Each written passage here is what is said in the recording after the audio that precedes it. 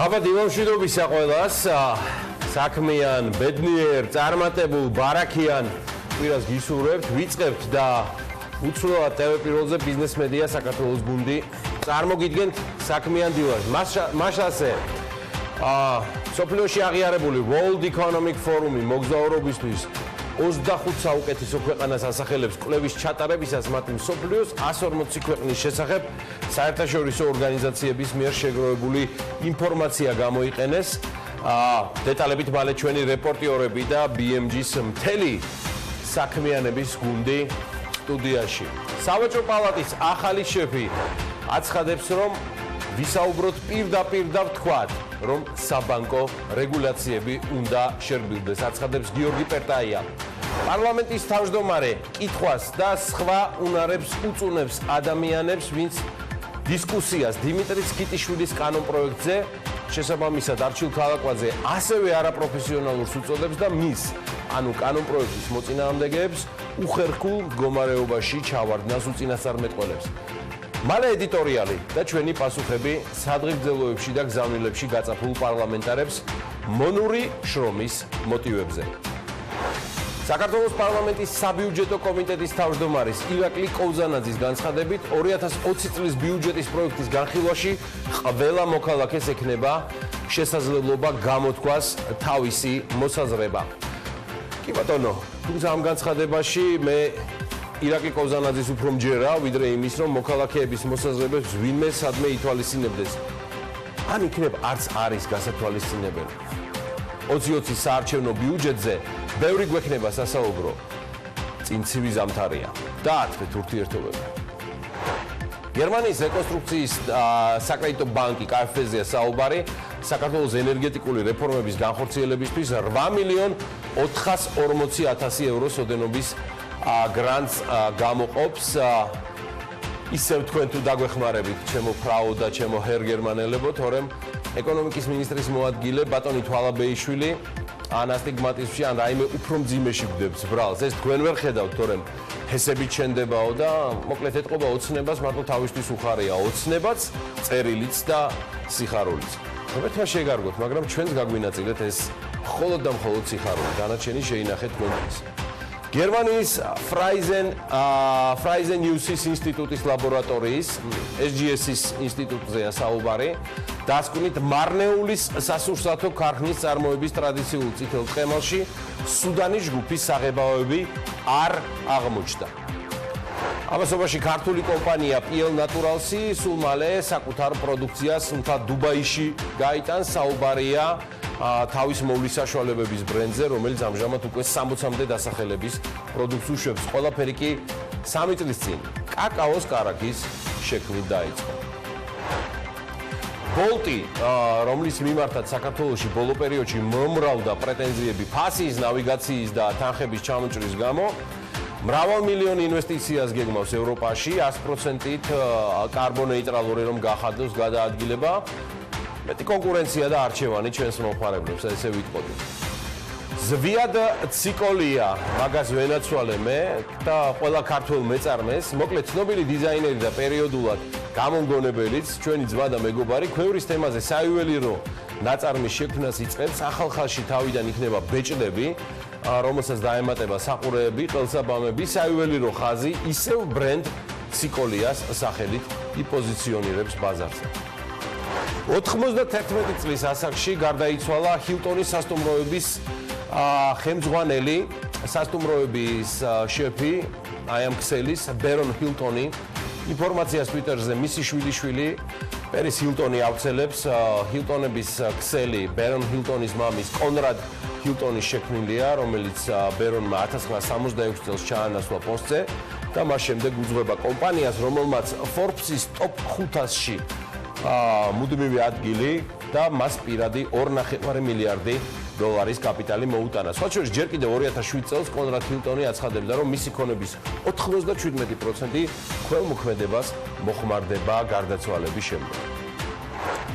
ხო, ჩვენ ჯვარი გვეწეროს და ახალი რეგულაციები ამოქმედდა არგენტინაში პესოს გაუფასურების და მოსახლეობის მიერ ბანკებიდან ფულის მასიურად გატანის შემდეგ ახალი რეგულაციები დიდმა ექსპორტიორებმა დიდმა ექსპორტერმა კომპანიებმა დოლარის ყიდვისა და ქვეყნის გარეთ ფულის გაგზავნისთვის ნებართვა არგენტინის ცენტრალური ბანკისგან უნდა მიიღოს. ამის გარდა შეზღუდვები ფიზიკურ პირებზეც ამოქმედ და არგენტინის მოქალაქეებს თვეში $10,000 შეძენის უფლება მიეცემათ. ასე რომ დააფასეთ საქართველოს და ჩვენი რეგულაციები თქვენ უმადურებო და მაინც შედარებით სერიოზულად. ამის განცდა ნუ გექნებათ რომ ქვეყანაში არსებულ პრობლემებს თუნდაც ლარის კურსზე მხოლოდ ეროვნული ბანკი უშველის. ზღაპარეა ეს ამბავი და ეგრე არ გამოვა.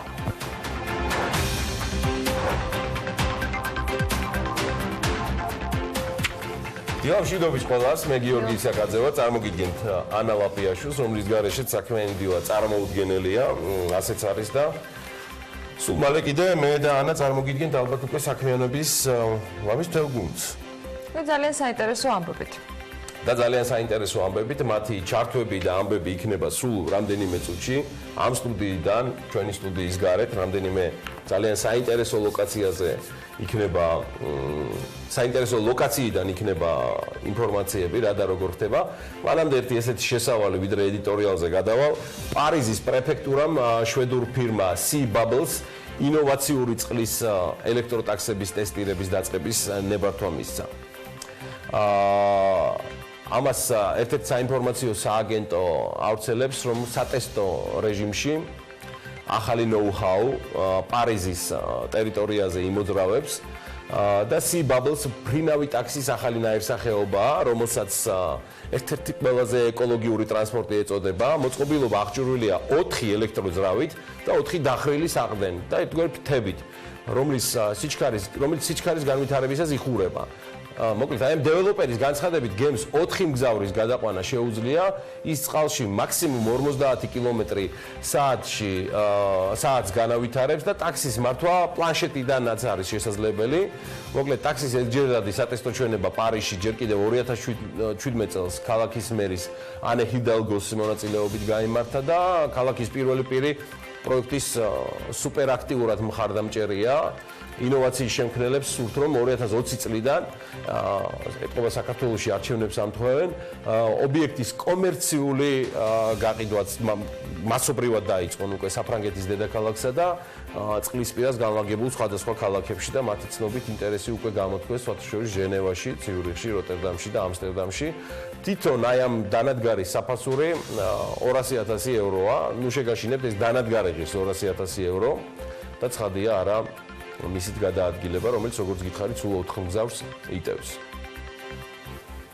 კარგი, ჩემო ბატონო, წინა კვირაში მოგახსენეთ და ახლაც დაზუსტებული ინფორმაციები აგვისტოში ვიზიტორებისა და ტურიზმის სტატისტიკის შესახებ. Forbes-ი მეტად ჩაუждდა წარმოდგენილ ციფრებს და მოდით კიდევ ერთხელ გადავუაროთ. ტურიზმის ეროვნული ადმინისტრაციის მონაცემების თანახმად 2019 წლის აგვისტოში საქართველოში საერთაშორისო მოგზაურთა 1,358,598 ვიზიტი შედგა. ზრდა წინა წლის ანალოგიურ პერიოდთან შედარებით თითქმის 5%-ია. ტურისტული ვიზიტების რაოდენობამ 753,648 შეადგინა, რაც თითქმის 17,000-ით მეტია 2018 წლის აგვისტოს მაჩვენებელზე, აქ ზრდა 2,3%-ია. ანუ ისეთი მაჩვენებლებია, რომ შავები უნდა გავიხადოთ და გავირულოვი დავივიწყოთ და მაინც თავარი რა არის ამ ყველაფერში. ყველაზე მეტი მოგზაური საქართველოს რუსეთიდან და ირანიდან დააკლდა. კერძოდ აგვისტოში საქართველოში 207,899 რუსი მოგზაური შემოვიდა, რაც წლის ანალოგიურ პერიოდს 8,5%-ით ჩამოუვარდება. გამოდის, რომ მიმდინარე წლის აგვისტოში წინა წელთან შედარებით ქვეყანაში დაზუსტებით 19,215 რუსი ტურისტით ნაკლები შემოვიდა. თითქმის იმავე რაოდენობის მოგზაურები დააკლდა ქვეყანას ირანიდან. კერძოდ აგვისტოში 17,075 ირანელი მოგზაური შემოვიდა, რაც 52%-ით შემცირებული მაჩვენებელია და 18,496 მოგზაურით ნაკლებია 2018 წლის აგვისტოზე. ხო, მოდი ახლა წარმოვიდგინოთ აი ესეთი რეალობა, რომელიც მთავრობის მიერ არის წარმოდგენილი, ეს ოფიციალური სტატისტიკაა. ჩვენ გაგანია სეზონის დროს დაგვაკლდა, თქვა, დავამგვალოთ 20,000 რუსი ტურისტი. დავამგვალოთ, არ ვაწყენინოთ ჟანრის გმირებს და ამაში დამნაშავე არის არა მართველი პარტია ქართული ოცნება ვთქვათ ირაკლი კობახიძე შსსსუსი დაცვის სახელმწიფო სამსახური მთელი მთავრობა მასპინძელი გავრილოვის არამედ ვთქვათ რა ვიცი ელენე ხოშტარია შოთა დიღმელაშვილი ნოდა რუხაძე ზაზა აბაშიძე სხვები რა სამწუხაროა რომ მათ ესეთი მძიმე ტვირთით მოუწევთ სიარული ამ დუნიაზე რომ რუსი კომუნისტი დუმელი ჩამოიყვანეს ხეირიანად ვერ უმასპინძლეს და გაცილებაც ხო საერთოდ როგორც მათ ენაზე ითქმის ნიჟე პლინტუსა იყო. კაი, გევიგეთ. გავრილოვი დღედაღამის ხსენების დონეზეც გეზანზარებათ. მაგრამ პატცეულ თავრობა. თქვენი საემიგრაციო და ზოგადად სხვა შეხედულებების კვნესა მე. ირანელი ტურისტების ამავე პერიოდში იგივე საემიგრაციო გემოვნებაში მოქცევა, აი როგორ მოახერხეთ. ან თუ გულწრფელად ზრუნავდით ჩვენს მოქალაქეებზე და მათ ამ ზაფხულის შემოსავლებზე გარდა ბიუჯეტიდან დაგეგმილი მორიგი კორუფციული მხარდამჭერებისა ფინანსურს გულისხმობ. მათ შორის ტურისტული მცირე და საშუალო ბიზნესზე რა გააკეთეთ რომ ყისიერად გაგეღოთ კარი შედარებით დაბალი ხარჯიანობის, მაგრამ მაინც დამატებითი შემოსავლებისთვის ამ ქვეყანაში. როგორ იმოქმედეთ სიტუაციაზე, რომელმაც მყისიერად მისცა რეაქცია რუსეთის ფედერაციის პრეზიდენტის და უშიშროების საბჭოს გადაწყვეტილებას და ეს ყველაფერი ასევე აისახა ლარის კურსზე. ლარის კურსზე, რომელიც შემოდგომის ამინდივით ცვალებადია და ჯიუტად ცდილობს თავისი ახალი ნიშნულის პოვნას. მე შეიძლება ბევრი პრეტენზია მქონდეს და მაქვს კიდეც ეროვნული ბანკის მიმართ. ამას პირადად და საჯარო საუბრებისას ვუზიარებ ბანკის მესვეურებს, მაგრამ ეროვნული ბანკი მარტო ვერ შეძლებს ლარის კურსის დასტაბილურებას. სულ მთელი ხელისუფლება და მისი საბოტეთი რომ დაირაზმოს ეროვნული ბანკის წინააღმდეგ. ეს გამორიცხულია და ეს არ მუშაობს. მუშაობს მხოლოდ თავრობის და ეროვნული ბანკის პარლამენტის სინქრონული და შეწყობილი მიმდინარე და დაგეგმილი მოქმედებები, ღონისძიებები, რეფორმები, გადაწყვეტილებები. რასაც დესტრუქციულის გარდა სხვა ადგილს ბუნებაში და სივრცეში არ აქვს. რატომ დესტრუქციული? მოგახსენებთ ქართული ოცნების სოციალისტური შრომის გმირების ახალ წიაღსვლებზე, ისე დროა ქართული ოცნება დროულად ჩამოყალიბდეს რა ტიპის მსოფლმხედველობას და ფასეულობებს აწვება. ზოგადად ცხოვრებაში.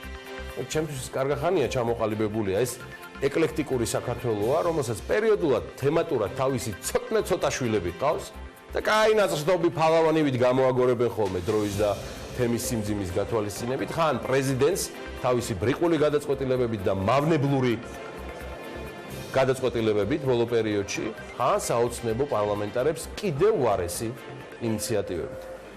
გასულ კვირაში ავანგარდში ქართული ოცნების კიდევ ერთი მოკაშკაშე, მოკიაფე, მე ვიტყოდი ვარსკვლავი დიმიტრი ცკიტიშვილი იყო, რომელმაც ისიც მოახერხა, რომ BMG-ს ანალიტიკას ეთერში ჩართვის შემდეგ ამ გადაცემის ავტორს ელენე კვანჭილაშვილს მონური შრომის მხარდაჭერაში დაასდო ბრალი ნეფსით თუ უნებლიეთო. ეს არის ეთყობა ქართული ოცნების სახე ჯამში, რომ იცოდეთ, როცა არ აქვთ არგუმენტები საკუთარი მავნებლობის ან სიბრიყვის გასამართლებლად, თან არც ერთ სატელევიზიო ეთერში, მათ შორის ხელისუფლების მიერ 100%-ით კონტროლირებაში, შემდეგ მათთან ასოცირებულ, მათთვის ექსპერტებით და რეალურად სრულიად ფეიქ და ინტელექტ დაცლილი სუბიექტებით ცდილობენ გაამართლონ ან აჩვენონ ვაი ინიციატივების ვუი დადებითი მხარეები. ამ ვითომ ექსპერტებს მარტივი ამოძრავებთ. თავისი დაბალი ინტელექტი ეკონომიკაში მათზე სრულიად გაუთვითცნობიერებელ ოცნების ლიდერშიპს ისე მიყიდონ, რომ არათუ საოცნებო პარტიული სია საპარლამენტო არჩევნებისას, არამედ თუნდაც პრემიერ-მინისტრის პოსტიც კი პერიოდულად ეთმობათ ხოლმე ახალგაზრდებისთვის საკუთარი იდეების გასატარებლად. ეს არ არის ჩემი სიტყვები. ციტირებ ქართული ოცნების თავმჯდომარეს ბატონ ბიზინა ივანიშვილს, რომელმაც საკუთარი იდეების გასატარებლად მოსული პრემიერ-მინისტრი ბახტაძე მადლიერების სიტყვებით გააცილა გრაფის ეგედის სტილში. ეს რა საოცრად წავიდაო. სხვა შორის იური იარვეტი, ესტონეთში დაბადებული დედით რუსი და მამით გაურკვეველი ევროპული წარმოშობისა, ის იყო ბრწყინვალე მსახიობი, რომელმაც დათა თუთაშხიაში გრაფის ეგედის როლს ასრულებდა და მას რეზო ლორთქიფაინძე ახმოვანებდა გიგა ლორთქიფაინძის ბრწყინვალე კინონოველაში. მოკლედ, ბევრ დეტალებში არ წავალ, მაგრამ პარლამენტარ დიმიტრი ცკიტიშვილს სურს, რომ მონური შრომის ლობირებით გადაფაროს ის, რაც გაცილებით დიდი პრობლემაა საქართველოში ბოლო 30 წლის განმავლობაში და სამწუხაროა, რომ მან და მისმა გუნდმა ვერ უზრუნველყეს სიმღარების და უმუშევრობის ვერც შემცირება და ვერც პოზიტიური ინდიკაცია. მეტიც დაწყებული სახელმწიფო ვარიდან დასრულებული პირდაპირ ინვესტიციებით და ლარის კურსის ვოლატილობით სწორედ ამ მმართველმა გუნდმა მოახერხა ბოლო 8 წლის განმავლობაში ქსეროქსის სიზუსტით იგივე ინსტიტუციური და სხვა ტიპის ბიუროკრატიული შეცდომების თუ გადაცდომების მიღწევა, რაც ნაციონალურ მოძრაობას ჰქონდა როზნი ბუკეტად 9 წლის განმავლობაში. დღეს ვართ იქ, სადაც ვართ და დღეს ვართ ის, რაც ვართ და შავით თეთრზე დაწერილზე. გვეუბნებიან, რომ ასე არ არის და სხვანაირად გაიგეთ და შეიძლება შეგწყვეტ კიდეც მომავალშიო. ამას ასევე გვითვლის ტელეიმედის კომფორტული ეთერიდან პარლამენტის თავმჯდომარე. ჩემო ბატონო არჩილ, არ თუ მზად ვართ, მიუხედავად იმისა, რომ გულისხმობდით ბიზნესს და ცალსახად არ გულისხმობდით ბიზნეს მედიას, მეცაც გეტყვით და არ დაგზარდებით და დაგასრებთ ნებისმიერი პოზიტივის წარმოჩინებას, რასაც ბოლო 3 წელიწადია ბიზნეს მედია ისედაც გასწრებთ და შრომის კანონმდებლობას რაც შეეხება, მე მინდა მაინც გირჩიოთ დისტანცირდეთ და თქვენი გუნდის ერთ-ერთ წევრს დიმიტრი ცკიტიშვილს მინდა აი ესეთი რამდენიმე გზავნილით მივმართო. ბატონ დიმიტრი, ტელეპირველზე თუ სხვა არხებზე BMG-ს წარმოებული ყველა გადაცემა ისევე არის თქვენი ეთერი, ისევე როგორც ქართული ბიზნესისა და კვლავ წინა პარასკევის კვლავობაზე მობრძანდით და ვისაუბროთ ნებისმიერ დროს გელით ყოველთვის. ბატონო დიმიტრი, ელენე კვანჭილაშვილი, რომელიც თქვენ მონური შრომის მხარდამჭერ ჟურნალისტად მონათლეთ სოციალურ ქსელში, მიცნობთ ზედმეტად კარგად და გეტყვით ასეთივე გულწრფელობით. ელენეს უნარები ცოდნა აგნებავთ მისი IQ მარტო ერთი ადამიანისა, აღემატება მთელი ქართული ოცნების და მასთან ასოცირებული ფეიქ ექსპერტების ეკონომიკურ წიგნიერებას. დიახ, წიგნიერებას, რადგან ცოდნამდე ამ ეტაპზე ჯერ კიდევ შორი და ძალიან გრძელი გზა გაქვთ გასავლელი. და ბოლოს, ბატონ დიმიტრი, ალბათ უფრო ძვირფასო ძიკა. მინიმუმ ბაზარი უნდა გაიფილტროს უადგილო მონურ შრომაზე საუბრისას, რადგან ყველაზე დიდი მონობა სიღარიბე, გაჭირვება და ჩვენი მოქალაქეების კატასტროფულად დაბალი შემოსავლებია. მე გულწრფელად მწყდება გული, რომ ხელზე ჩამოსათვლელი ორიოდ ინიციატივის გარდა და ბიუჯეტის სრულიად კორუფციული და უმისამართო ხარჯვისა თუ არ ჩავთვლით. თქვენ სისტემურ დონეზე ვერაფრით ვერ მოახერხეთ, რომ ჩვენი მოქალაქეების შემოსავლები ან სამუშაო ადგილები გაზრდილიყო. თქვენ პირველად ინედლი, მაგრამ დარეგისტრირებული ინიციატივიდან იკითხება პოსტულატები, რომელსაც BMG და ბიზნესი ოპონირებას გაუწევდა იმ შემთხვევაშიც კი, რომ ჩვენი ეკონომიკა არა 5, არამედ მაგალითად 12%-ით იზრდებოდეს. ჩვენი მოქალაქეების საშუალება აძლევდეს, ჩვენი მოქალაქეების შემოსავლები აძლევდეს მაგალითად PPP-ზე $2000 ნამაც წლიურად და ეკონომიკა იყოს არა 40 მილიარდიანი, არამედ მაგალითად 80 მილიარდიანი. დიახ, რამდენიმე ასეთი ინიციატივა ჩვენგან არასდროს იქნება მხარდაჭერილი, რადგან მიგვაჩნია, რომ მავნებლობა და დაამუხრუჭებს ისედაც მაჩანჩალა ეკონომიკურ ზრდას და ედიტორიალის ბოლოს. ჩვენ შეიძლება გქონდეს განსხვავებული მოსაზრებები და გვაქვს კიდეც. ჩვენ ყოველთვის გვექნება კრიტიკული დამოკიდებულება საკითხების მიმართ, რომ მეტად გავიგოთ ჭეშმარიტება და ზრახვების გამართულობაში დავწმუნდეთ, მაგრამ არასდროს გვექნება რაიმე ტიპის წიაღსვლა, რომელიც ოდესმე შეეხება პირად ღირსებას, ან თუნდაც პროფესიულს, რომელსაც ვაკრიტიკებდი და მომავალშიც გავაკრიტიკებ შეხედულებების სრულიად და დიამეტრალურად განსხვავებების გამო. მაგრამ ღირსებას და სიტყვის ტონს ჩვენ არასდროს დავკარგავთ. არ დაგიკარგავთ არარსებულსაც. პერიოდულად არარსებულ ღირსებას თქვენს და ზუსტად იგივეს გისურვებთ. ძალიან მწუხვარ, რომ ეს მეტწილად უფრო პოლიტიკოსებს ახასიათებთ. ჩვენ კი მედია ვართ და მკვეთრად ვიცით ზღვრების დაცვა ამ მიმართულებით და იმ პროფესიული ზღვარის დაცვა, სხვათა შორის რაც უკვე ცხოვრებამ გვასწავლა. და ვრჩებით მედიაში მიუხედავად იმისა, რომ ყოველი საარჩევნო წლის წინ ჩვენ არაერთი პოლიტიკური შემოთავაზება და მოპატიჟება გვაქვს. ჩვენ ვართ მედია და ეს არის ჩვენი სრულიად შეგნებული არჩევანი. აქ დიდხანს ვაპირებთ გაჩერებას და ზრდას. BMG ზრდასრული პროფესიონალების და ადამიანების გუნდია. დიდებიც არიან უკვე და მზარდებიც და ბამბუკის სისწრაფით მზარდები. არა დაგიდევენ დაცვას, თავად უკეთ შეძლებენ და უბედნიერესი ვარ გაცილებით უკეთ ვიდრე ერთ დროს მათი მენტორი და დღეს ერთ-ერთი თანასწორთა შორის BMG-სა და Forbes-შიც. სხვაჩორის BMG-ს ზრდაზე გამახსენდა, აქაც ბევრი სიახლეა, მიუხედავად იმისა, რომ მედია ინდუსტრიაში სრულიად ტექტონიკური გადანაცვლებები და გადაადგილებები მიმდინარეობს. არ ვიცი ახლა, ხო, აქვე მინდა ვახსენო, ჩემი ცოდნით არანაირ კანონზომიერებას არ ექვემდებარება ის სტარტი, რაც დადო თავარმა არხმა და მისმა გუნდმა. მე როგორც Forbes-ის რედაქტორი აუცილებლად დავწერ სვეტს ამ თემაზე, რადგან ერთი თვის არც კი ჩამოყალიბებული მთავარი არხი იმდენად სერიოზულ ინდიკაციას იძლევა უკვე რეიტინგებში, რომ სრულიად ყველა და ნებისმიერი კანონზომიერი პარადიგმა დაანგრია კომერციული ინდიკაციისა და გამიმყარა სრულიად მარტივი კანონზომიერება, რომ მედიაში საბოლოო ჯამში მნიშვნელოვანი მხოლოდ ადამიანები, პიროვნებები და პროფესიონალები არიან და შემდეგ უკვე ყველაფერი, რომელიც აუცილებლად საჭიროა და ამას გულით უსურვებ კოლეგებს, ბევრ შემოსავლებთან, სპონსორებთან ერთად. ხო და BMG-ზე ვუმბნობდი და ეხლა სიახლეების დრო არის, რომელსაც უკვე ანაა ლაპაშვილთან ერთად შემოგთავაზებთ და იმედია შემოგვეხედათ. კიდევ ერთხელ დილამშვიდობისა. დილისეაურობით გისმენდი და საინტერესო თემებზე და სხვათა შორის როგორც საუბრობთ მაყურებელიც კმაყოფილია, იმიტომ რომ ამას მოწმობს სოციალური ქსელიც. მე კიდევ ერთხელ მივესალმებ ჩვენს მაყურებელს. ასეთი ედიტორიალი შემდეგ ორჯერ მეტად მიხარია, რომ სიახლეები უნდა წარმოგიდგინოთ, მაგრამ ეს მოიცდის მოვამზადე ერთგვარი ანალიტიკა და გამოძახილი მკანო პროექტზე, რომელსაც ჩვენ საკმაოდ დიდი დრო დაუთმე და დამსახურებულადაც, იმიტომ რომ ეს შეეხება თვითონ ჩვენგანს, დამსაქმებულსაც, დასაქმებულსაც, სახელმწიფოსაც და მათ ვინც ჯერ განათლებას იღებს და მომავალში ამ ბაზარზე შემოსვლას აპირებს. მას ასწრებს მთელი მსოფლიოს ეკონომიკური ფორუმის და მისი მონაცემების მიხედვით მუშახელის კვალიფიკაციაზე უნდა გითხრათ ერთი-ორი სიტყვა, რომელიც ასევე დამატებითი დაფიქრების საშუალებას მოგცემს.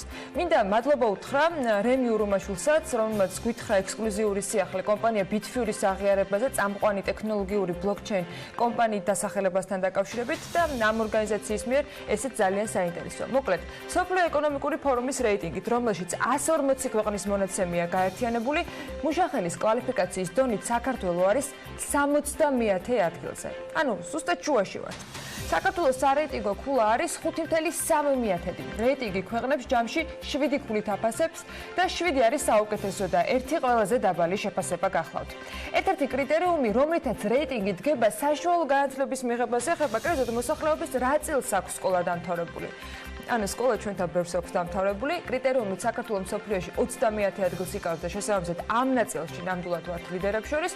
ქვეყანაში საშუალო განათლების სისტემაში ჩარიცხვის მაჩვენებელი კი 97.9%-ია. ერთ-ერთი ყველაზე ცუდი შედეგი საქართველოს ტრენინგების და გადამზადების კომპონენტში აქვს.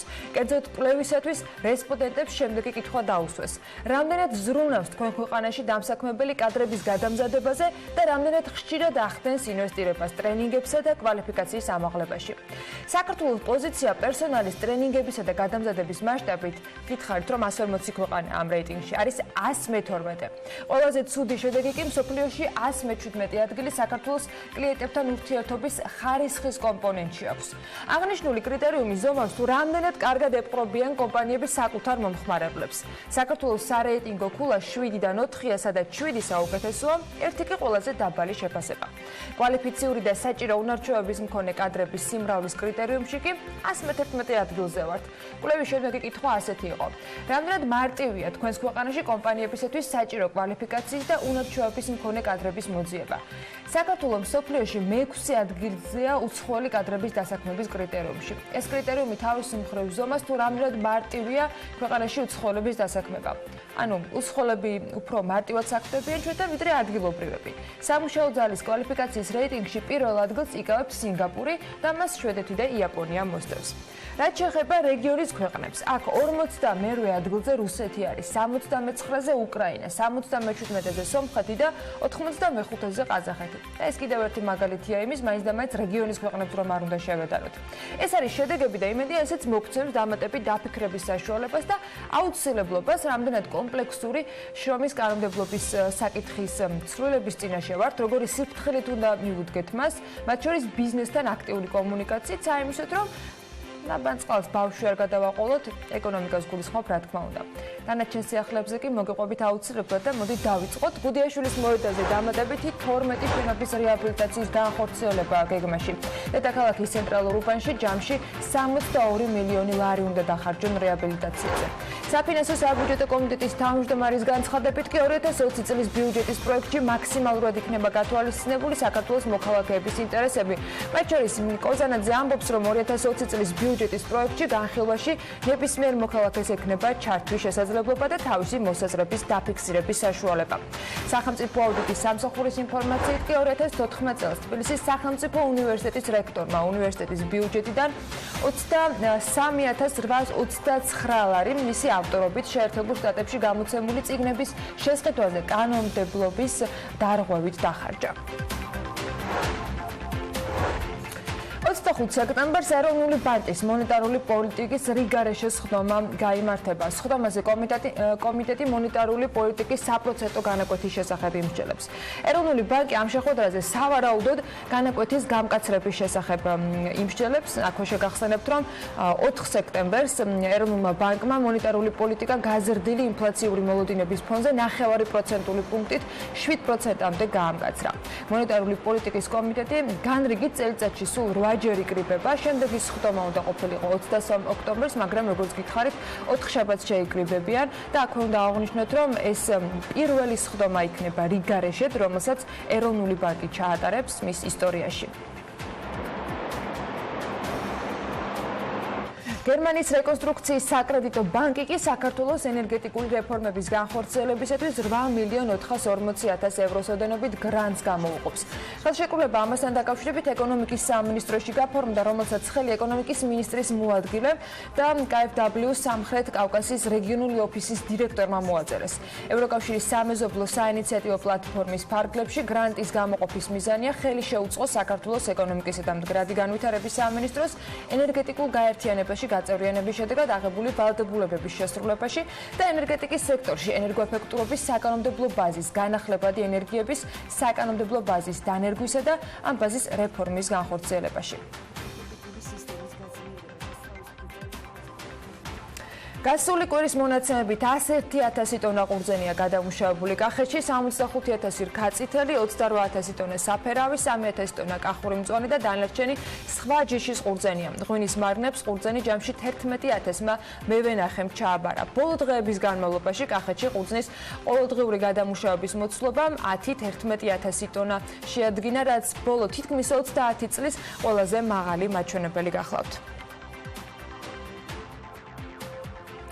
ობის მუნიციპალიტეტის სოფელ ახალ ხიბულაში თანამედროვე სტანდარტებით აღჭურვილი ლოკოკინების ფერმა ნადი გრუპის სახელმწიფოს დახმარებით ერთიანი აგროპროექტის ფარგლებში შეიქმნა. ამ ფერმის ასაშენებლად ჯამურად 1.410.000 ლარის ინვესტიცია განხორციელდა, საიდანაც 1.260.000 ლარი ბენეფიციარმა შეღავათიანი აკროკრედიტით მიიღო და ფერმა წელიწადში წინასწარი გეგმის მიხედვით საშუალოდ 50 ტონა ლოკოკინას ხორცს აწარმოებს. პროდუქციის რეალიზაცია კი საექსპორტო ბაზრებზე ძირითადად იტალიაში დაგეგმილი, თუმცა ადგილობრივ ბაზარსაც შეხვდებაო ამბობენ. საწარმოში მუდმივად 10 ადგილობრივი მაცხოვრებელი დასაქმდება. დღეს გავუწყოთ, რომ ბევრი ქართული კომპანიის შესახებ მოგიყვეთ და ნაგერ ქართული კომპანია PL Naturalsი სულ მალე საკუთარ პროდუქციას დუბაიში გაიტანს. საუბარია თავის მოვლის საშუალებების ბრენდზე, რომელიც ამჟამად 60-მდე დასახელების პროდუქტს უშვებს. ყველაფერი კი 3 წლის წინ კაკაოს კარაქის შექმნით დაიწყო. კომპანიის დამფუძნებლის თამარ ლომაძის განცხადებით, თითოეული პროდუქტი თბილისში საწარმოს ლაბორატორიაში იქმნება და ყველა მათგანს ინდივიდუალური ფორმულა აქვს. ამასთან თავის მოვლის ყველა საშუალება ნატურალური და ნაკეთია. როგორც ის ამბობს, გარდა იმისა, რომ პროდუქტებზე მოთხოვნა საკმაოდ მზარდია, მომხმარებელი მუდმივად ახალი ხაზის დამატებას ითხოვს და ისინიც შესაბამისად მუშაობენ.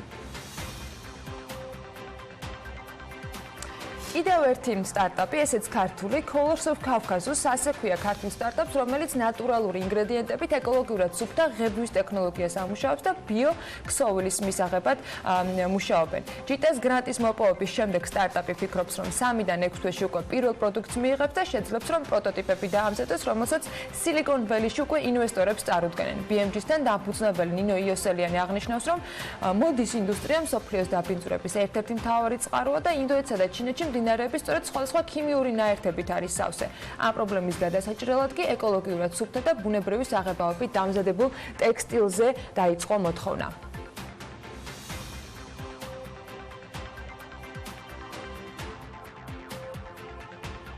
იმედია მეტ ქართულ კომპანიას ვნახავთ საერთაშორისო ბაზრებზე უახლოეს მომავალში. ახლა კი იმ კომპანიების შესახებ, რომელიც საერთაშორისო ბირჟებზე უკვე წარმოდგენილია და ლევან თაღიაშვილი უნდა შემოგვიერთდეს ჩვეულად საფონდო ბირჟის მიმოხილვით. ლევან, დილა მშვიდობისა, რა გარიგებები დაიდო საქართველოსა და ლონდონის საფონდო ბირჟებზე გასული დღეების განმავლობაში, როგორც ვიცი, ძირითადად საბანკო სექტორის ფასიან ქაღალდებზე იყო მაინც აქტიურობა. ნამდვილად ასეა, მევესალმებით ჩვენს მაყურებელს. საქართველოს საფონდო ბირჟაზე გასულ კვირას სავაჭრო სესიების დროს მხოლოდ საქართველოს ბანკის 26 აქცია გასხვის და თითოეული მათგანის ფასი 50 ლარი იყო, შესაბამისად გარიგების ღირებულება მხოლოდ 1300 ლარი შეადგინა. მსხვილი გარიგება არ ჰქონია ეგრეთ წოდებული ფიქსინგის დროს, სადაც Liberty ბანკზეც დაფიქსირდა აქტივობა. გამში ორივე ბანკის 13000-ზე მეტი ფასიანი ქაღალდი გასხვის და 2359 ლარად. დროა გადავიდეთ ლონდონში, სადაც რიცხვების და აქტივობაც გაცილებით უფრო მიმზიდველია. საქართველოს ბანკის ყველაზე მეტი თითქმის 9 მილიონი აქცია გასხვის და 5.15 მილიონ ფუნტად. შემდეგ მოდის TBC ბანკის 304,000 აქციით, მისი ღირებულება 3.845,000 ფუნტი იყო. ჯორჯია კაპიტალის 118,000 ფასიანი ქაღალდი გაიყიდა 1.230,000 ფუნტად. საქართველოს ჯანდაცვის ჯგუფს რაც შეეხება, მისი 13,000-ზე მეტი აქცია გასხვის და 227,000 ფუნტად. საბაზრო კაპიტალიზაცია ამ კომპანიების მომატებულია, რაც ნიშნავს, რომ კომპანიებმა დადებითად დაასრულეს წინა კვირას ვაჭრობა. საქართველოს ბანკი 629 მილიონადაა შეფასებული ლონდონში, ჯორჯია კაპიტალი 384 მილიონად, საქართველოს ჯანდაცვის ჯგუფი 264 მილიონად, TBC ბანკი კი ყველაზე მეტი 721 მილიონი ფუნტი ღირს და აქ შეგახსენებთ, რომ რამდენიმე ათეული მილიონი ჰქონდა კლება ბოლო პერიოდში, მაგრამ როგორც ჩანს ამოქაჩა TBC ბანკმა. დაუბრუნდეთ საქართველოში, სადაც 2 კვირის წინ ბირჟის ინდექსმა ისტორიული მინიმუმი დააფიქსირა. თუმცა ბოლო 7 დღეში 1 პუნქტით ის კიდევ დაეცა და ამჟამად GSX 89 პუნქტისგან შედგება, როგორც ამას ეკრანზე ხედავთ. საფონდო ბირჟის კაპიტალიზაცია კი 1 მილიარდ 951 მილიონი ლარია, აქ გეტყვით, რომ დაახლოებით 4 თვეა ეს მონაცემი ერთი და იგივე რიცხვია და არც გაზრდილა და არც მომატებული. მადლობა ლევან, თუმცა არ გემშვიდობებით, საინტერესო სიახლეებს ველოდებით ჩვენ გასულ რამდენიმე წუთში. იქამდე მოდი ამედის პროგნოზს გადავხედოთ საქმიანი დილის მაყურებლებთან ერთად. როგორც გარემოს ეროვნული სააგენტო გვაწვდის ინფორმაციას, ამედი განპირობებული იქნება სამხრეთიდან მოქმედი ცხელი ჰაერის მასებით და მოსაოდნელია დროგამოშებით ღრუბლიანობის მომატება. უნალექოთ ჩაევრის დღე და იქრულებს ცვალებადი მიმართულების ქარი. სოხუმში 22 გრადუსი იქნება, ბათუმში 23 გრადუსს მიაღწევს ტემპერატურა, ქობულეთში ასევე 22 გრადუსია ნავარაუდევი, ქუთაისში 25 გრადუსამდე გათბება ჰაერი, 23 და 22 გრადუსია შესაბამისად ზუგდიდსა და ანაკლიაში ნავარაუდევი, ოზურგეთში 24 გრადუსი იქნება, ონში 20 გრადუსს ელოდებიან, გორში 24 გრადუსი დაფიქსირდება და ცხინვალში მაქსიმალური ტემპერატურა 23 გრადუსია ნავარაუდევი. მარნეულში დღის განმავლობაში 25 გრადუსამდე გათბება ჰაერი, რუსთავში 26 გრადუსი იქნება, ახალციხეში 22 გრადუსს მიაღწევს ტემპერატურა და ბორჯომში 23 გრადუსი დაფიქსირდება. ბაკურიანში 16 გრადუსი იქნება დღის განმავლობაში მაქსიმალური ტემპერატურა, ახალქალაქში მხოლოდ 15 და სტეფანწმიდაში 11 გრადუსი, სადაც ამ უქმეებზე მოუთოვია კიდეც. თელავში 23 გრადუსს ელოდებიან, რაც შეეხება დედაქალაქს, დროგამოშვებით ღრუბლიანობის მომატებას ველოდებით თბილისში, უნალექოთ ჩაევრის დღე და იქროლებს ცვალებადი მიმართულების ქარი, იმედია ისეთი არა, როგორიც ამ შაბათ-კვირას იყო, არის მაქსიმალური ტემპერატურა კი 24 გრადუსი არის ნავარაუდევი. ასე ამედი გველოდება დღეს მთელი საქართველოს მასშტაბით, უმეტესად უნალექოთ ჩაევრის ყველა ქალაქში დღე, როგორც გითხარით და რა თქმა უნდა ეს დღეც იქნება საქმიანი და საინტერესო, იმიტომ რომ იწყება საქმიანი დილასთან ერთად და სულ რამდენიმე წუთში გავაგრძელებთ თქვენთვის საინტერესო ამბების მოყოლას რეკლამის შემდეგ. დაგველოდეთ.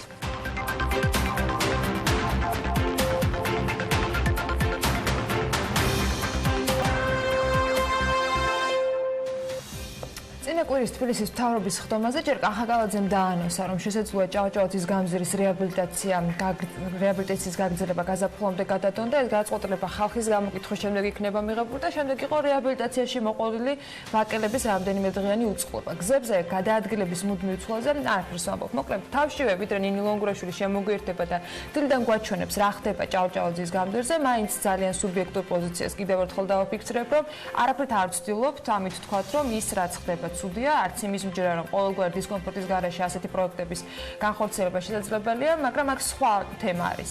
სხვა საქმეა დრო, ხარისხი და ვადები, რომელსაც აუცილებლად გავაკონტროლებთ და ახლა უბრალოდ ნახავთ, რა ხდება ჭავჭავაძის გამზირზე. ამისთვის კი როგორც გითხარით, ნინი ლონგურაშვილი გვერდება საქმიანი დილის ეთერში, ნინი დილა მშვიდობისა. დილა მშვიდობისა, ანა, მიესალმები ჩვენს წამყვანებს, მიესალმები ჩვენს მაყურებელს. ჭავჭავაძის გამზირზე ამ წუთებში სიმშვიდეს თავისუფლად გადაადგილდებიან ავტომობილები, შეგვიძლია ვთქვათ და ჩავთვის დასაწყისშივე მინდა რომ ვადებზე გავამახვილო ყურადღება გამომდინარე იქიდან რომ მოქალაქეებს კითხვები არ ჰქონდეთ და მე როცა გავიგე რომ ჭავჭავაძის გამზირიდან ორშაბათ დღეს ჩართვა უნდა გქონოდა გუშინ გადავწყვიტე რომ განცხადებებისთვის გადამეხედა თვალი თუ რა განცხადებები გააკეთეს თბილისის მერიის მხრიდან და კონკრეტულად კახაკალაძემ მისი განცხადებით თავშივე როცა რეაბილიტაცია იწყებოდა კახაკალაძემ თქვა რომ პირველი ნაწილი 3 თვეში უნდა დასრულებულიყო და რეალურად გამოდის რომ ასეც მოხდა 29 მაისს დაიწყო ჭავჭავაძის გამზირის პირველი ნაწილის რეაბილიტაცია და შეგვიძლია ვთქვათ რომ 3 თვეში დასრულდა და სხვათა შორის გუშინ განცხადებებს რომ გადავავლე თვალი კახაკალაძეს აგვისტოს თვეში აგვისტოს დასაწყისში აქვს ნათქვამი რომ ჩვენი ვარაუდითო 15 სექტემბერს წესით უნდა გაიხსნას გზა ავტომობილებისთვის პირველ ნაწილზეო და რეალურად ასეც მოხდა 16 სექტემბერს უკვე მოქალაქეებს საკუთარი ავტომობილებით შეეძლო გადაადგილება პირველ ნაწილში რაც გულისხმობს პიქსელის შენობიდან ვარაზის ხევამდე მონაკვეთს. ეს რაც შეეხება ვადებს იმისთვის რომ კითხვები არ ყოფილიყო ან დარღვეული ან ასე შემდეგ. ჯერჯერობით შეგვიძლია ვთქვათ რომ დარღვეული ვადები არ არის. ახლა რაც შეეხება კონკრეტულად რეაბილიტაციის პროცესს. გამომდინარე იქიდან რომ ჭავჭავაძის გამზირი საკმაოდ გრძელი მონაკვეთი არის, კვლევის მიხედვით გადაწყვიტეს რომ რეაბილიტაცია 3 ნაწილად დაეყოთ. პირველი ნაწილი ეს არის ვარაზის ხევიდან პიქსელის შენობამდე და უკვე გაკეთებული არის მიწისქვეშა თითქმის ყველა კომუნიკაცია დასრულებული არის. პირველი ნაწილის საფარი ასფალტის უკვე დაგებული არის და როგორც აღნიშნე მოქალაქეებს ავტომობილით გადაადგილება შეუძლიათ. ამ წუთებში მიმდინარეობს ტროტუარების, ბორდირებისა და განათებების რეაბილიტაცია. რაც შეეხება მეორე ნაწილს, მეორე ნაწილი გულისხმობს პიქსელის შენობიდან რიგის ქუჩამდე მონაკვეთს, სადაც ამ დროისთვის Georgian Water and Power არის შესული, აწარმოებს სამუშაოებს, მიწისქვეშა კომუნიკაციებს და იქაც ანალოგიურად როგორც პირველ ნაწილზე შეეცვლება მიწისქვეშა კომუნიკაციები, შეეცვლება ბორდიურები, განათებები და ასე შემდეგ. რაც შეეხება მესამე ნაწილს. მესამე ნაწილზე ამ წუთებში სადაც ახლა ჩვენ ვდგავართ რეალურად, რომელიც არის თაქთაქიშვილის ქუჩიდან ვაკის პარკამდე მონაკვეთი, აქ ისე მარტივად არ აღმოჩნდა საქმე, როგორც პირველ და მეორე ნაწილზე იყო. აქ თბილისის მერიამ გადაწყვიტა, რომ მოსახლეობისთვის ეკითხა აზრი, ანა შენ როგორც აღნიშნე, თბილისის მერიის ხდომაზე გაჟღერდა ეს ინფორმაცია და სადაც კახაკალაძემ საკუთარ სამსახურს დაავალა, რომ გამოეკითხათ ვაკის მოსახლეობა და თუ უმრავლესობა გადაწყვეტს, რომ უნდათ გადადება რეაბილიტაციის ამ შემთხვევაში გადაიდება. თუმცა უნდა აღვნიშნოთ ჩვენც ისიც, რომ თავად თბილისის მერიამ თავისი პოზიცია წამოაყენა, რომ მათ სურთ, რომ ზამთარში მოხდეს რეაბილიტაცია გამომდინარე იქიდან, რომ გაზაფხულზე ისე დინი, ლოკაცია, სადაც შენ იმყოფები, ეს არის ჭავჭავაძის გამზირის თითქმის ბოლო ნაწილი, რომელიც ვაკის პარკის ჩასასვლელთან, ანუ ლიბერტი და ქართულ ბანკის მიმდებარე ტერიტორიაა. საუბარი არის რეაბილიტაციის რეჟიმში ყოფ იმ ნაწილზე, ეს სადაც შენ იმყოფები, ეს ხელთუქმნელია ჯერჯერობით. მან არაფერი არც GVP შესულა და არც რომელიმე სხვა ტიპის კონტრაქტორები.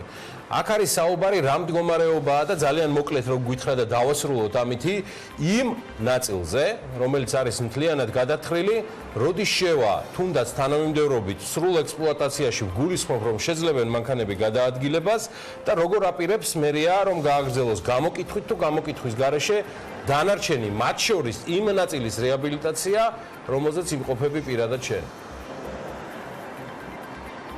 გიორგი, ამ წუთებში პირველი ნაწილი შეგვიძლია ვთქვათ, რომ სრულად დასრულებული არის, მიმდინარეობს ბორდუარების რეაბილიტაცია. მეორე ნაწილზე ამ წუთებში შესულია Georgian Water and Power და უნდა შევიდეს რამდენიმე კვირაში, როგორც წესია, საგზაო კომპანია და წესით მალე უნდა დასრულდეს გამომდინარე იქიდან, რომ არ არის დიდი მონაკვეთი, როგორც პირველი ნაწილის შემთხვევაში. თბილისის მერის განცხადებით თავშივე როგორც იყო აღნიშნული, საახალწლოდ უკვე ყველაფერი დასრულებული უნდა იყოს და აქვე ვიტყვი რომ ბიუჯეტს ეს ყველაფერი 15 მილიონი ლარი უჯდება. ჩვენ სადაც გვაქვს ამ წუთებში ყველაფერი არსად ხელი არ არის ეს რო ვთქვათ შეხებული ყველაფერი არის ისევ ისე როგორც თავიდანვე იყო და როგორც აღნიშნეს საახალწლოდ წესით ყველაფერი დასრულებული უნდა იყოს თუ მოსახლეობა გადაწყვეტს რომ ზამთარშიც იყოს სამუშაოები. ეს გადასაწყვეტი არის ესე რო ვთქვათ როგორც თბილისის მერიამ თქვა მოსახლეობის უმრავლესობაზე რა სურთ ვაკის მოსახლეობას. დილის რეპორტიორი ნინი ლონგურაშვილი გვერდებოდა ჩართვით. გასულ კვირას კი ჩვენი ჟურნალისტი ლევან თაღიაშვილი ასევე ტრადიციულად აკვირდებოდა ნავთობის ფასებს. მოდი გადავხედოთ თითქმის ყოველდღიურ რეჟიმში თქვენს გქონდათ შესაძლებლობა რომ გაგეგოთ ყველაფერი, რაც ცვლილებებია ბენზინის ფასთან დაკავშირებით, განსაკუთრებით იმის ფონზე, რომ საუდის არაბეთში მომხდარიდან უკვე კარგი გაყოლა პერიოდი გავიდა, თითქმის ერთ კვირაზე მეტი და შესაბამისად ნახოთ დაძლეურია თუ არა ეს კრიზისი. ლევანი კვლავ შემოგვერთდება ეხა პირდაპირ ჩართვით Pirveli სტუდიიდან. მას კიდევ ერთხელ მივესალმები და გისმენთ ყურადღებით. მშვიდობის კიდევ ერთხელ გასული კვირა აქტიური იყო ძალიან ნავთობის ბაზრისთვის. ჩვენს ეთერებშიც ბევრჯერ ვისაუბრეთ საუდის არაბეთში მომხდარი აფეთქების შესახებ, რომელმაც ნედლი ნავთობი დაახლოებით 9-10 დოლარით გააძვირა, თუმცა როგორც აღმოჩნდა ამერიკის რეზერვების გამოყენებამ შედარებით დაასტაბილურა სიტუაცია. საუდის არაბეთში კი კვლავ კითხვის ნიშნის ქვეშ დგას ქვეყნის ნავთობის რესურსის ნახევრის აღდგენის საკითხი. ნავთობის ფასმა ნიუ-იორკში დაახლოებით 4 დოლარით დაიკლო, ანუ აფეთქების ეფექტი 50%-ით შემცირდა. ამჟამინდელი ღირებულება Bloomberg-ზე 18 დოლარი და 9 ცენტია. ტრენდი ბუნებრივია იდენტური იყო ლონდონში, სადაც უფრო მაღალი ხარისხის საწვავი ვაჭრება. მატება თავდაპირველად 9 დოლარი იყო, ამჟამად კი სხვაობა 4 დოლარამდეა შემცირებული და ნედლი ნავთობი ლონდონში 64 დოლარად და 28 ცენტად ივაჭრება. ნავთობის ბაზარზე როგორია სიტუაცია უკვე დაახლოებით გითხარით, საუდის არაბეთს კვლავ არ აქვს წვდომა ნახევარ მარაგზე, რაც 5 მილიონ ბარელს ნიშნავს დღეში და მსოფლიო მიწოდების 5%-ს. როგორც ანალიტიკოსები წერენ, ეს ყველაფერი ბუნებრივ აიზეც მოახდენს გავლენას და მისი ფასიც ზემოთ წავა. აქვე Financial Times-ი წერს, რომ საუდის არაბეთის მთავრობა დიდარ ოჯახებზე ზეწოლას ახდენს, რათა მათ საუდი არამკოს აქციები შეიძინონ და კომპანიის აქციების ღირებულება არ შემცირდეს. შეგახსენებთ, რომ ეს არის კომპანია, რომელიც ერთ-ერთი ყველაზე მსხვილი არის და ნავთობის სფეროში მოღვაწეობს. მოკლედ, ნავთობის ბაზარი ჯერ ისევ კრიზისშია და ბოლომდე არაფერი არ არის დაძლეული. რაც შეეხება ლოკალურ საქართველოს ბაზარს, გასულ კვირას სოკარისა და ვისოლის გენერალურ დირექტორებს ვესაუბრეთ ბენზინის ფასებზე. ორივე მათგანმა გითხრა, რომ ჯერჯერობით ფასები არ გაძვირებულა, რადგან შედარებით გვიანა ისახება ეს ყველაფერი ქართულ ბაზარზე. თუმცა თუ ტრენდი გაგრძელდა და კრიზისი ვერ დაძლია მსოფლიო ნავთობის ბირჟებმა, აუცილებლად გაძვირდება ბენზინის ფასი საქართველოში და როგორც სხვადასხვა ასოციაციები ამბობენ, ამას მოყვება უკვე სურსათის ფასის ზრდაც. ამჟამად წინაკვირის იდენტური მაჩვენებლები გვაქვს, პრემიუმისა და რეგულარის ტიპის საწვავი ყველაზე იაფი კვლავ ლუკოილში ღირს, ფასის შესაბამისად 2 ლარი და 60 თეთრი და 2 ლარი და 59 თეთრია, დანარჩენ ფასებს კი უკვე ეკრანზეც ხედავთ.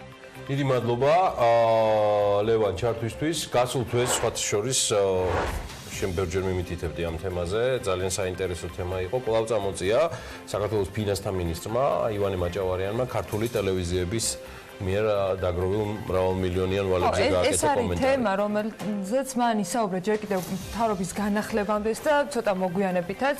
ფინანსთა მინისტრი აცხადებდა, რომ მხოლოდ 3 ტელევიზიის ვალი ბიუჯეტის წინაშე არის 55 მილიონი. ეს თანხები კი ბოლო 3 წელიწადშია დაგროვილი.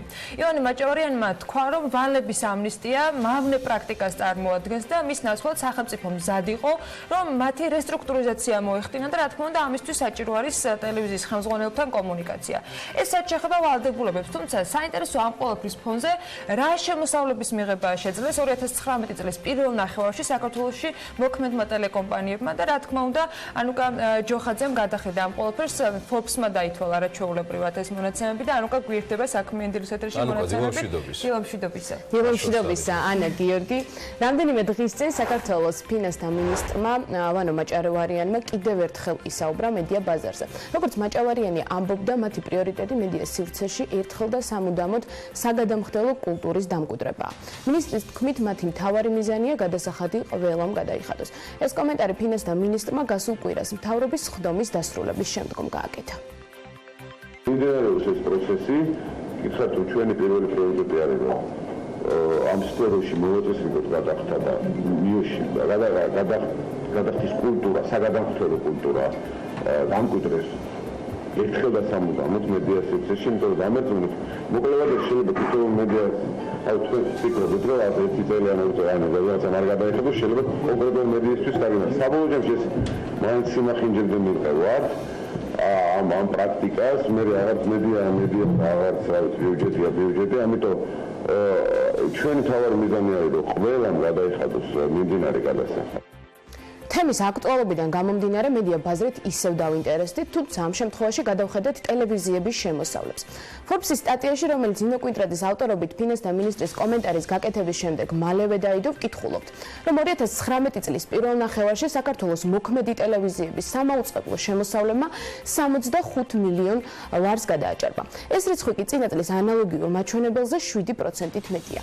ამ თაღიდან ტელევიზიებმა სამაუწყებლო შემოსავლის სახით 34 მილიონ 300,000 ლარის შემოსავალი პირველ კვარტალში, ხოლო 31 მილიონ 500,000 ლარის შემოსავალი წლის მეორე ნახევარში მიიღეს. ეს რაც შეეხება სამაუწყებლო შემოსავლებს, თუმცა აქვე საინტერესო არის საერთო შემოსავლების რაოდენობა, რომელიც თავის თავში არასამაუწყებლო თანხებსაც მოიცავს და ესეც უნდა გავითვალისწინოთ აუცილებლად. ანა 2019 წლის პირველ 6 თვეში მთლიანი შემოსავლები, როგორც სამაუწყებლო, ისე არასამაუწყებლო 70 მილიონ ლარს აჭარბებს.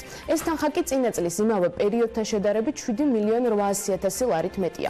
როგორც აღმოჩნდა, ეს წელი ტელევიზიებისთვის ბევრად უფრო მომგებიანი იყო. ახლა რაც შეეხება ტელევიზიების სარეკლამო შემოსავლებს, რომელიც მოიცავს პროდუქტის განთავსებას, რეკლამას და სპონსორობას. ამ გზით ტელევიზიებმა საერთო ჯამში 22 მილიონ ლარზე მეტის მიღება შეძლეს. ეს რიცხვი კი წინა წელთან შედარებით 8%-ით მეტია. 8% არის ნამატი.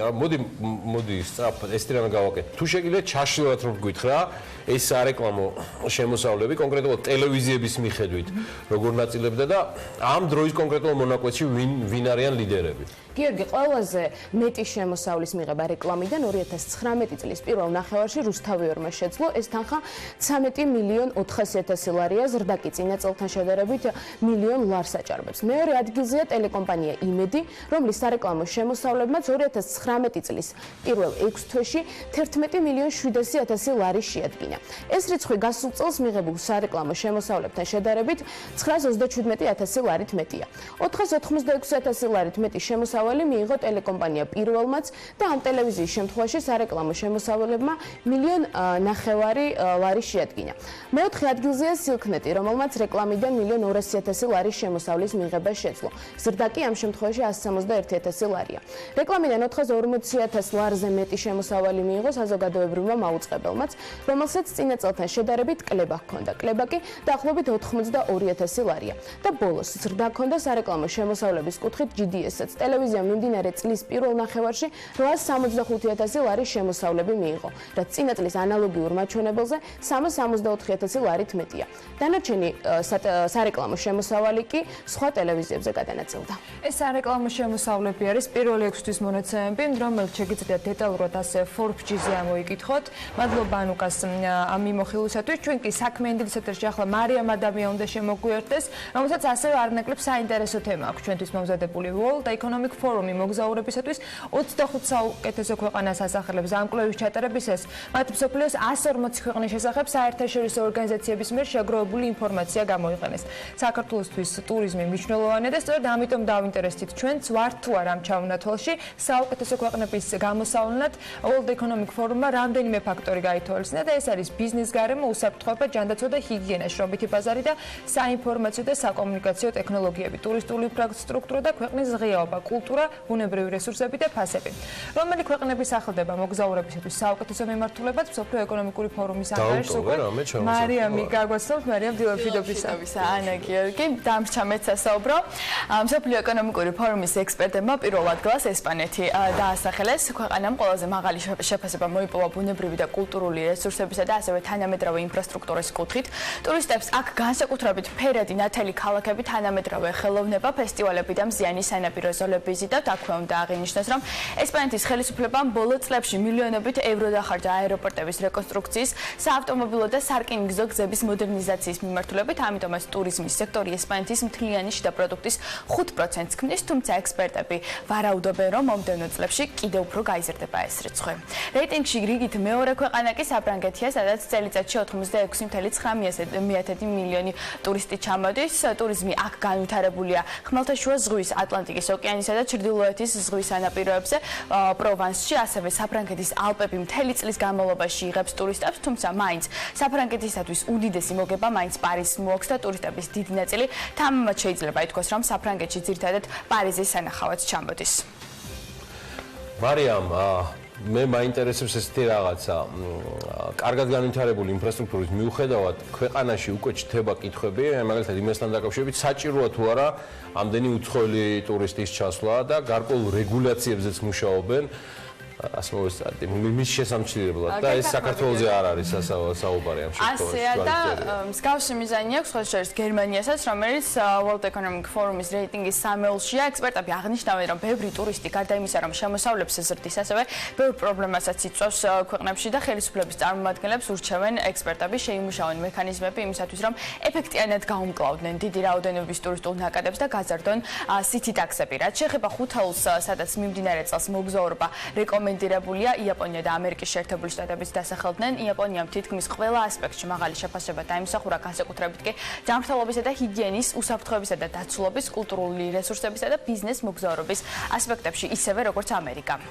და აქვე რას ურჩევს World Economic Forum-ის ექსპერტთა ჯგუფი ქვეყნებს ტურიზმის განვითარების თვალსაზრისით ესეც მითითებული ყო ამ რეიტინგში, მათ შორის იმათაც სადაც უკვე კარგად არის ეს ინდუსტრია განვითარებული და სადაც ჯერ კიდევ წინ აქვს ძალიან ბევრი ეტაპი. გამოვიყენეთ ექსპერტების თქმით, ყველაზე საიმედო გზა იმისათვის, რომ ტურიზმი განვითარდეს და ქვეყანამ სარგებელი მიიღოს, ამ ინდუსტრიით არის მეტი ინვესტიციის ჩადება ინფრასტრუქტურულ პროექტებში, რომელიც ითვალისწინებს როგორც ადგილობრივი მაცხოვრებლების, ისე ვიზიტორთა საჭიროებებს. სწორედ ამ გზით განავითარეს ტურიზმის მიმართულება გაერთიანებულ სამეფოში და ავსტრალიაშიც, ამიტომაც მათ World Economic Forum-ი მოგზაურობისათვის საუკეთესო მიმართულება დასახელებს, რაც შეეხება უკვე ათეულს, მას იტალია, კანადა და შვეიცარია ასრულებს და ბოლოს მინდა დავამატო საქართველოსაც მსოფლიო ტურიზმის რეიტინგში საქართველოს დაწინაურდა და 70-დან 72-მე ადგილზე ჩამოინაცვლა. ეს არაერთხელ ვახსენეთ და 1-დან 7-მდე ქულათა გრადაციაში ჩვენმა ქვეყანამ 3.9 ქულა მიიღო. რეიტინგში პოსტსაბჭოთა ქვეყნებიდან საქართველოს მხოლოდ ბალტიისპირეთის ქვეყნები და რუსეთი უსწრებენ, კავკასიის რეგიონის მასშტაბით კი საქართველო მოწინავე პირველ პოზიციაზეა. თუმცა აქაც ის შემთხვევა, როდესაც უნდა ვახსენოთ, რომ მაინც და მაინც რეგიონს არ უნდა დავედაროთ და იმედია ჩვენი სწორება სხვა ქვეყნებზე უფრო მეტად აქტიური იქნება. ბევრ მოგზაურობას გისურვებთ ჩამოთვლილ ქვეყნებში და რა თქმა უნდა ბევრ მოგზაურს საქართველოში, რომლებიც იმედია, რომ ბევრ ფოტოს გადაიღებენ და კიდევ უფრო მეც მოუყვებიან მათ, ვინც ჯერ ჩვენს ქვეყანას ამ დრომდე არ სტუმრებია. ამისათვის კი კარგი smartphone-ები უნდა არჩიოთ, smartphone-ების ერაში დარწმუნებული ვარ ეს რჩევა არ იქნება განსაკუთრებული და ახალი. და ვინც თავად აპირებს, რომ რაიმე ფორმით ფოტოალბომს შემატოს, ახალი ფოტოები იქნება ეს თუ სხვა მხრივ მოსახერხებელი smartphone-ები, ძალიან კარგი რჩევა გვაქვს მათთვის. კომპანია iTechnics-ი საქართველოში Xiaomi-ის ბრენდის smartphone-ების პირველი ოფიციალური რესელერი გახდა. ამის შესახებ კომპანიამ თავის მომხმარებლებს საგანგებოდ დაგეგმილ პრეზენტაციაზე ამცნო. თუმცა iTechnics-ის მომხმარებლები კომპანიის მაღაზიებში Xiaomi-ის smartphone-ებთან ერთად ბრენდის სხვა პროდუქციასაც შეხვდებიან და რაც თავარია Xiaomi-ის ბრენდის პროდუქციის ყიდვა უკვე iTechnics-ის მაღაზიათა ქსელში ამ ეტაპზე სპეციალურ ფასად იქნება ხელმისაწვდომი. უფრო მეტი ინფორმაციისათვის კი მოდით სიუჟეტი ვნახოთ. iTechnics-ი უკვე წლებია მომხმარებლებს ჩვენთვის კარგად ცნობილი ტექნოლოგიური გიგანტის Apple-ის პროდუქციას თავაზობს. სწორედ ისინი გვევლინებიან ამ ბრენდის პირველ ავტორიზებულ და ოფიციალურ პარტნიორებადაც. ამჯერად კომპანიამ ტრადიციას არ უღალატა და მომხმარებლის წინაშე ახალ ამპლუაში წარსდგა. iTechnics-ი საქართველოში პირველი აღმოჩნდა, ვინც ჩინური ბრენდის Xiaomi-ის ავტორიზებული და ოფიციალური შემომტანი გახდა. 2017 წელს iTechnics-მა მიიღო Apple-ის ავტორიზაცია. ვიყავით პირველები, ვინც მივიღეთ მონობრენდულ მაღაზიებში შორის ეს ავტორიზაცია და ძალიან ვამაყობთ ამით. აგერ უკვე მესამე წელია, ძალიან ღირსეულად ვატარებთ ამ სტატუსს და ვართ Apple-ის ავტორიზებული რესელერი კომპანია და პარტნიორი კომპანია. რაც შეეხება დღევანდელ ღონისძიებას, დღეს ჩვენ ვზეიმობთ Xiaomi-ის ავტორიზაციას. ამ შემთხვევაშიც ჩვენ არ ვღალატავთ ტენდენციებს და ვართ პირველები და ექსკლუზიურად iTechnics-ი გახლავთ ის კომპანია, რომელმაც მიიღო Xiaomi-ის ავტორიზაცია, ავტორიზებული რესელერის სტატუსი. სიახლე კომპანიამ თავის მომხმარებლებს საგანგებოდ მოწყობილ პრეზენტაციაზე გააცნო. თუმცა როგორც აღმოჩნდა, iTechnics-ის მომხმარებელი ჩვენთვის უკვე კარგად ნაცნობ Xiaomi-ის smartphone-ებთან ერთად iTechnics-ის მაღაზიათა ქსელში ბრენდის ჭკვიან და ინოვაციურ პროდუქტებსაც შეხვდება. და რაც მთავარია ამ სიახლის გათვალისწინებით, ამ ტექნიკის შეძენა iTechnics-ის მაღაზიებში სპეციალური ფასდაკლებებით იქნება შესაძლებელი.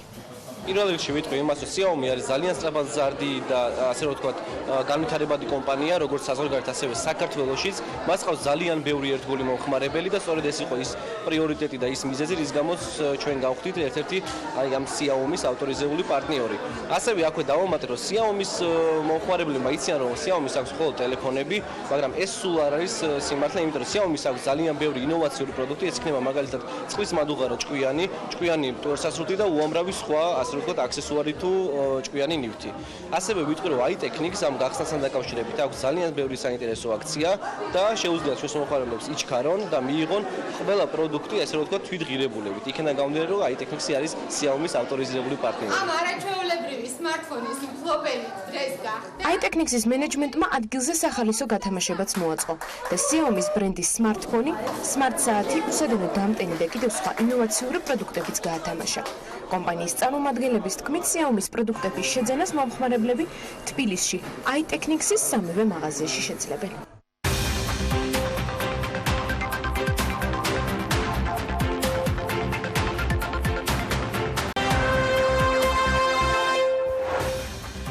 საავტომობილო გზების დეპარტამენტი მთის გზების განვითარების პროექტის ფარგლებში ბაღდათი-აბასთუმანის გზის რეაბილიტაცია რეკონსტრუქციაზე დაახლოებით 71.5 კილომეტრზე მუშაობს. საორიენტაციო ღირებულება კი 324 მილიონ ლარამდეა. პროექტი 2018 წელს არის დაწყებული და მისი დასრულება 2022 წლისთვის უნდა მოხდეს.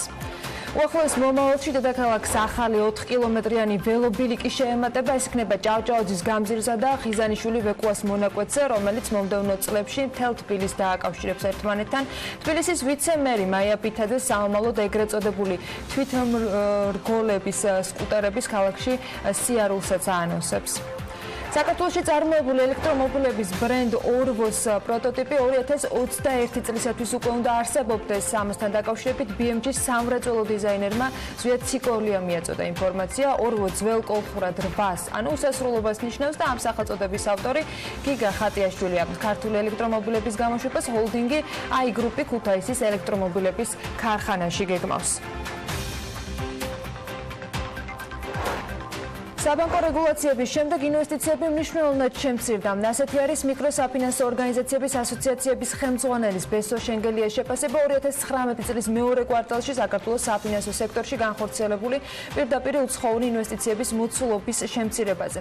2019 წლის მეორე კვარტალში საქართველოს საფინანსო სექტორში ჩადებული პირდაპირ უცხოური ინვესტიციების მოცულობა წინა წლის ამავე პერიოდთან მიმართებით 93 მილიონი დოლარით არის შემცირებული. ასოციაციის ხელმძღვანელი ამავე დროს განმარტავს, რომ მიუხედავად ინვესტიციების კლებისა, ახლა საფინანსო ბაზარი იმაზე მეტად არის დაცული, ვიდრე ეს რეგულაციებამდე იყო. ჯანმრთელობის დაცვის და სოციალურ საკითხთა კომიტეტის თავმჯდომარე ამბობს, რომ 2020 წლის პირველ სახელმწიფო ბიუჯეტის პროექტზე მუშაობისას გათვალისწინებული იქნება ქრონიკული დაავადებების მქონე მოქალაქეების ხარისხიანი და ფინანსურად ხელმისაწვდომი მედიკამენტებით უზრუნველყოფის საკითხი. აკაკი ზოიძის განცხადებით, უახლოეს ერთ თვეში საპარლამენტო ზედამხედველობის ფარგლებში ხარისხიანი და ფინანსურად ხელმისაწვდომი მედიკამენტების თაობაზე თემატური მოკვლევა დასრულდება და შემუშავდება რეკომენდაციები იმისთვის, რომ გადაჭრილი იყოს წამლის ხარისხთან ფასებთან და ზედმეტი წამლის გამოწერასთან დაკავშირებული პრობლემა. ჩვენ შევიმუშავებთ ისეთ მექანიზმს, რომელიც უახლოეს მომავალში ქრონიკული ავადმყოფებისათვის, რომლებიც წამლების შესყიდვაში ყოველდღურად ქვეყნის მასშტაბით დაახლოებით 726 მილიონ ლარს ხარჯავენ, საკუთარი ჯიბიდან ეს ტვირთი შეუმსუბუქოთ და საერთოდ იყოს გაუქმებული, ამბობს ზოიძე. საავტომობილო გზების დეპარტამენტი მთის გზების განვითარების პროექტის ფარგლებში ბაღდათი-აბასთუმანის გზის რეაბილიტაცია რეკონსტრუქციისას 61.5 კილომეტრს განაახლებს. საორიენტაციო ღირებულება კი 324 მილიონ ლარამდეა. პროექტი 2018 წელს დაიწყო და მისი დასრულება ეტაპობრივად მოხდება 2022 წლამდე. ამ დროისთვის სამუშაოები ჯამში 42 კილომეტრ მონაკვეთზე მიმდინარეობს, ხოლო ქუთაისი ბაღდათი-აბასთუმანი ბენარას გზის 17-33 კილომეტრებზე მონაკვეთზე, გვირაბის მისასვლელი გზის პირველ ლოტზე და ამავე დროს გზის მე-17-33 კილომეტრის მონაკვეთზე, გვირაბის შემოვლითი მეორე ლოტზე კი ტენდერი უნდა გამოცხადდეს. რამდენიმე დღეში ასევე ტენდერი გამოცხადდება ზეკარის უღელტეხილის გვირაბის მშენებლობაზეც. ქუთაისის აეროპორტიდან აბასთუმნამდე მგზავრობის დრო კი საშუალოდ 4 საათს შეადგენს. ამ სამუშაოების დასრულების შემდეგ საათნახევრით შემცირდება ეს დრო, რაც როგორც სამინისტროში აღნიშნავენ, რეგიონის სოციალ-ეკონომიკური და ტურისტული პოტენციალის განვითარების თვალსაზრისით მნიშვნელოვანი იქნება. სამეგრელო ზემო სვანეთის სახელმწიფო რწმუნებულის ადმინისტრაციის ინფორმაციით, კურორტ ლებარდეს განაშენიანების რეგულირების გეგმაზე მუშაობა მიმდინარეობს. გეგმის წინა საპროექტო კვლევისა და სტრატეგიული განვითარების ხედვის მიხედვით კი კურორტი 6 ზონად დაიყოფა. პირველი ზონა დაბალსართულიან სასტუმროებსა და სანატორიუმებს, მეორე ზონა ეგრეთ წოდებულ ქარავანის კემპინგებს და მესამე ზონა კი სპორტულ ობიექტებს და მიწისქვეშა ავტოსადგომს დაეთმობა. მეოთხე ზონაში ტურისტული მომსახურების ცენტრის განთავსებაა დაგეგმილი, მეხუთე ზონა კი სასტუმროებისათვის და საზოგადოებრივი დანიშნულების შენობებისთვის იქნება განკუთვნილი. მე-6 ზონაში ახალგაზრდული ბანაკის განთავსება გახდება შესაძლებელი. ლებარდეს განვითარების გეგმის შესახებ ადგილობრივებს და მწყემსებს სამეგრელო ზემო სვანეთის სახელმწიფო რწმუნებულმა მარტვილის მერის მოადგილესთან ერთად მიაწოდა ინფორმაცია. ფიზიკური პირების დეპოზიტების სავალდებულო დაზღვევის ზღვარის გაზრდა 15,000 ლარამდე საქართველოს საფინანსო სექტორის სტაბილურობისაგან გადადგმული ნაბიჯია. ეს პარლამენტის საფინანსო საბიუჯეტო კომიტეტის თავმჯდომარემ ირაკლი კოუზანაძემ განაცხადა და მისი შეფასებით ბოლო წლებამდე აღმოსავლეთ ევროპასა და პოსტსაბჭოთა სივრცეში საქართველო თითქმის ერთადერთი ქვეყანა იყო, სადაც დეპოზიტების დაზღვევის სისტემა არ ფუნქციონირებდა. ამ საკითხის მოგვარება კი მხოლოდ პარლამენტის და ხელისუფლების პირობებში გახდა შესაძლებელი, რაც ბევრ პრობლემას მოხსნის.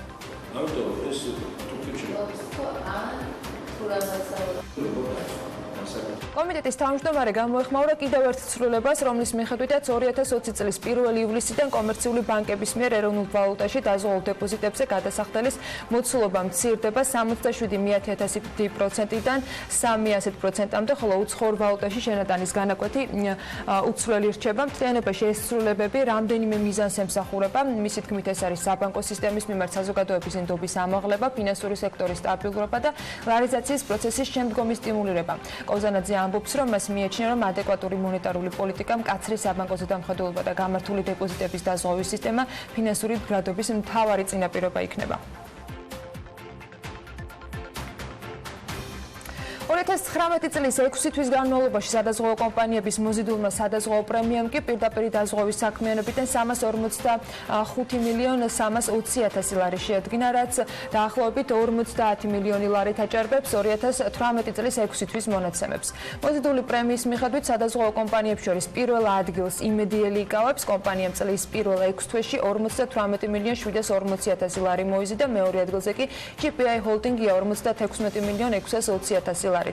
51,260,000 ლარის პრემია მოიზიდა ალდაგმა, TBC-ის შემთხვევაში ეს თანხა იყო 29,290,000, არდიმ კი 29,520,000 ლარის პრემიის მოზიდვა მოახერხა. კომპანიებმა ყველაზე მეტი პრემია ისეთი დაზღვევებიდან მიიღეს, როგორიც არის სამედიცინო, ანუ ჯანმრთელობის დაზღვევა, მას სახმელეთო სატრანსპორტო საშუალებათა დაზღვევა მოჰყვება და შემდეგი სამეულში არის პირდაპირ დაზღვევის საქმიანობიდან გამომდინარე. მიმდინარე 6 თვეში კომპანიებმა ჯამში 203,660,000 ლარის ზარალი ანაზღაურეს. ამავე დროს ეს წლის ანალოგიურ პერიოდს 67,870,000 ლარით აჭარბებს.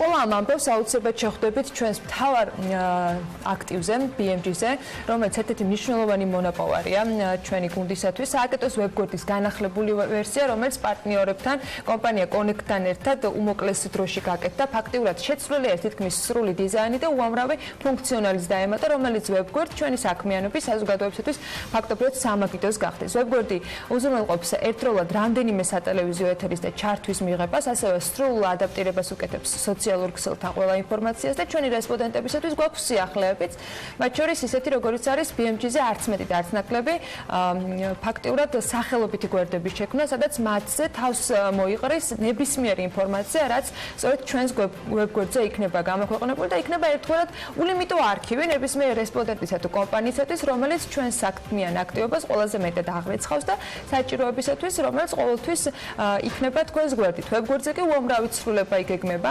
ეს არ არის ბოლო ეტაპი, ამიტომ დრო არის რომ თელარა გელანდია შემოგვიერთდეს საქმიანი დილის სტუდიაში. ის ჩვენი ვებგვერდის სააგენტოს რედაქტორი არის. თელარა, დილა მშვიდობისა. და მოდი სანამ საუბარს დავიწყოთ, ვნახოთ ამავე განახლებაზე მომზადებული სიუჟეტით, რომელზეც ნინი ლონგურაშვილმა იმუშავა.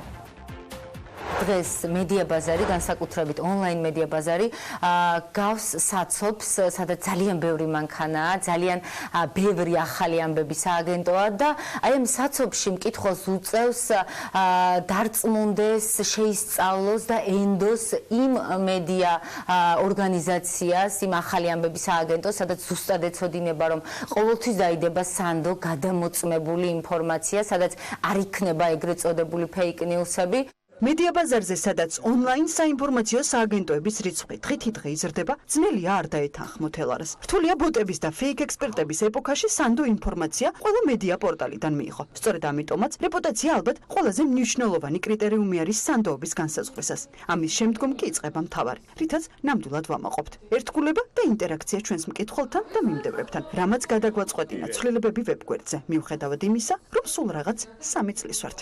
საქართველოს ბაზარზეც არსებობს ონლაინ მედია საშუალებები, სადაც სანდო ინფორმაციას ოპერატიულად იღებ და თავს გადამოწმებით ნამდვილად არ იმტრო. BMG უმოკლეს დროში სწორედ ასეთია. სანდო ოპერატიული, ანალიტიკური და დიახ, გემოვნებიანიც. და რაც მთავარია, ყველაზე საქმიანად, რეპუტაციულად ჩამოყალიბდა. BMG-მ განიცადა სახეცვლილება, განახლდა ბევრი მიმართულებით და ახლა ამაზეც მოგიყვებით.